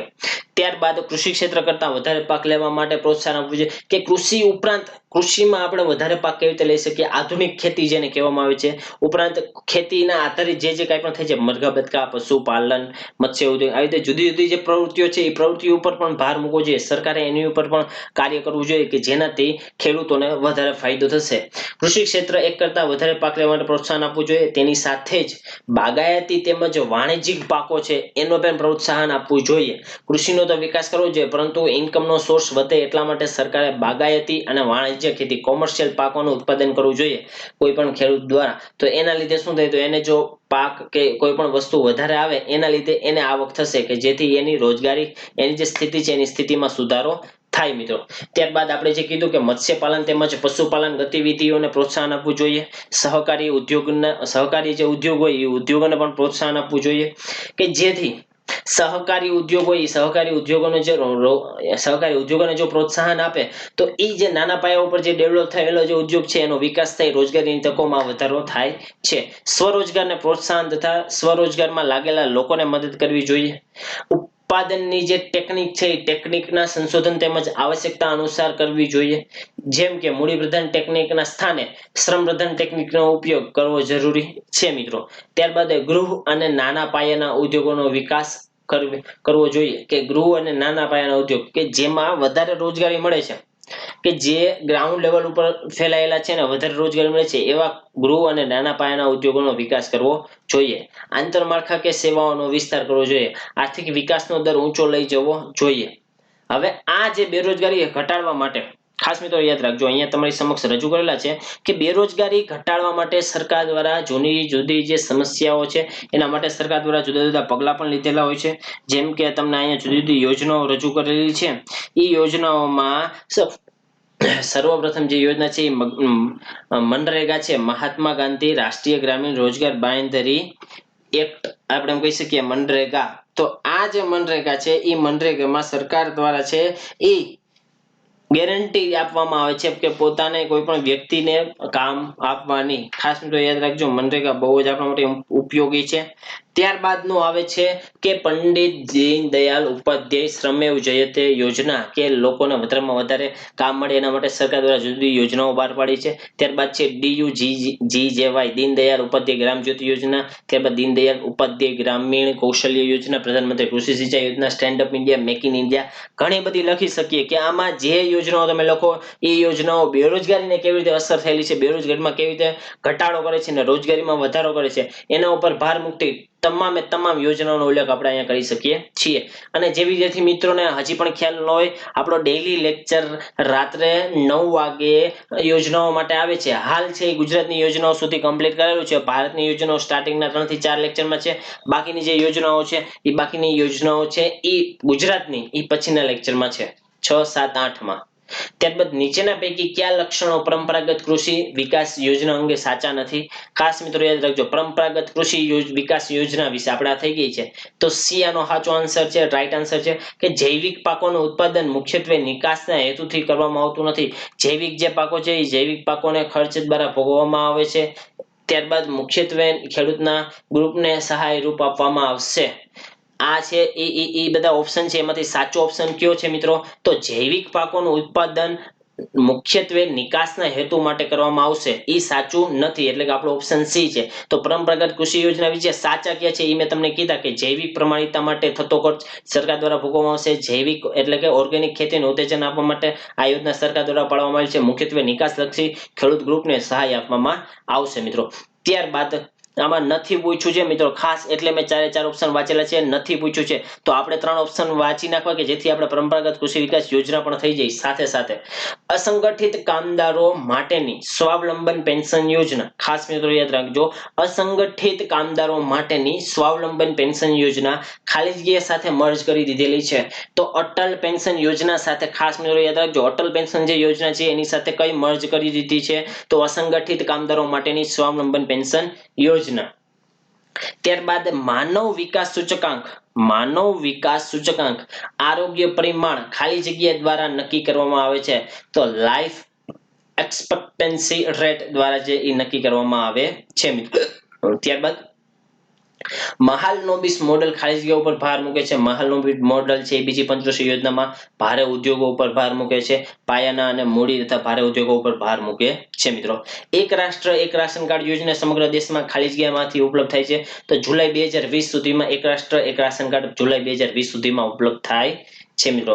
ત્યારબાદ ભારત સરકારે આરોગ્ય સેવાનો જે ખર્ચ છે એ આરોગ્ય સેવાનો ખર્ચ 2.5% જેટલો વધારવાનો લક્ષ્યાંક છે એ ખાલી જગ્યા સુધી રાખેલ છે. તો 2025 સુધી છે એ રાખેલ છે મિત્રો. તો હવે આપણે બધા ફરીથી એક આપણે નવું એક ચાલુ કરવાના છીએ મિત્રો. એક કહી શકાય કે નવું એક તમારને બેઝિક કે તમારું જે બેઝિક છે એ બેઝિક સુધી તમે બેઝિક થી આપણે ફરીથી એક નવું ધોરણ 11 ની ખાસ મિત્રો યાદ રાખજો કે કાલે બધા જ વિદ્યાર્થી મિત્રો ધોરણ 11 ની જે અર્થશાસ્ત્રની જે બુક છે અર્થશાસ્ત્રની બુક વિશે આપણે ચાલુ કરશું આપણે 1 થી લઈ અને 5 વાગ્યા સુધીનો મેગા સેશન છે એટલે મેગા સેશન માટે જેને જોડાવવું હોય તો ઝડપથી જોડાઈ જાજો આપણો 1 થી 5 11મા ધોરણની ઇકોનોમી 11 અને 12 ની આ હું તમને છે 11 અને 12 ધોરણની જે ઇકોનોમિક્સની જે બુક છે જીસીઈઆરટી વિશે હું તમને ડિટેલમાં અહીંયા લેક્ચર કરાવવાનો છું મેરેથોન સેશન હશે બહુ લાંબા સેશન હશે ઝડપથી તમને આખી બુક સમજાઈ જાય એ રીતે આપણે લેશું 4 કલાકના એવા 4 સેશન લેવાનો છું મિત્રો કે જેથી તમને ઝડપથી 11 12 નું બેઝિક સમજાય કારણ કે હવે જે આપણે ડિટેલમાં લેશું એ બધું બહુ ડિટેલમાં આવશે અને હવે ટૂંક સમયમાં આપણું છે એ બધું એપ્લિકેશન ઉપર જવાનું છે YouTube માંથી હવે ટૂંક જ સમયમાં મારા લેક્ચર છે એ જૂન મહિનાથી હવે YouTube ઉપર ઇકોનોમિક સબ્જેક્ટના લેક્ચર આવશે નહીં મિત્રો એટલે કે જે વિદ્યાર્થી મિત્રોને હવે નવું જે લેક્ચર જૂન મહિનાથી જોવા હોય તો આપણે પ્લસ કોર્સને સબસ્ક્રાઇબ કરી લેજો ખાસ મિત્રો આપણો જે આ કોડ છે YTSB કોડને યુઝ કરવાનું ભૂલે નહીં કારણ કે હવે જે આપણા લેક્ચર છે જૂન મહિનાથી એ આપણા પ્લસ કોર્સમાં ચાલુ થશે એટલે કે હજી જે વિદ્યાર્થી મિત્રોએ ઇકોનોમીનું પ્લસ કોર્સ માટે સબસ્ક્રિપ્શન ન લીધું હોય તો YTSB કોડ યુઝ કરી અને આ ચેનલને સબસ્ક્રાઇબ કરી નાખે ઝડપથી ગુજરાતી 10 ને સબસ્ક્રાઇબ કરી નાખે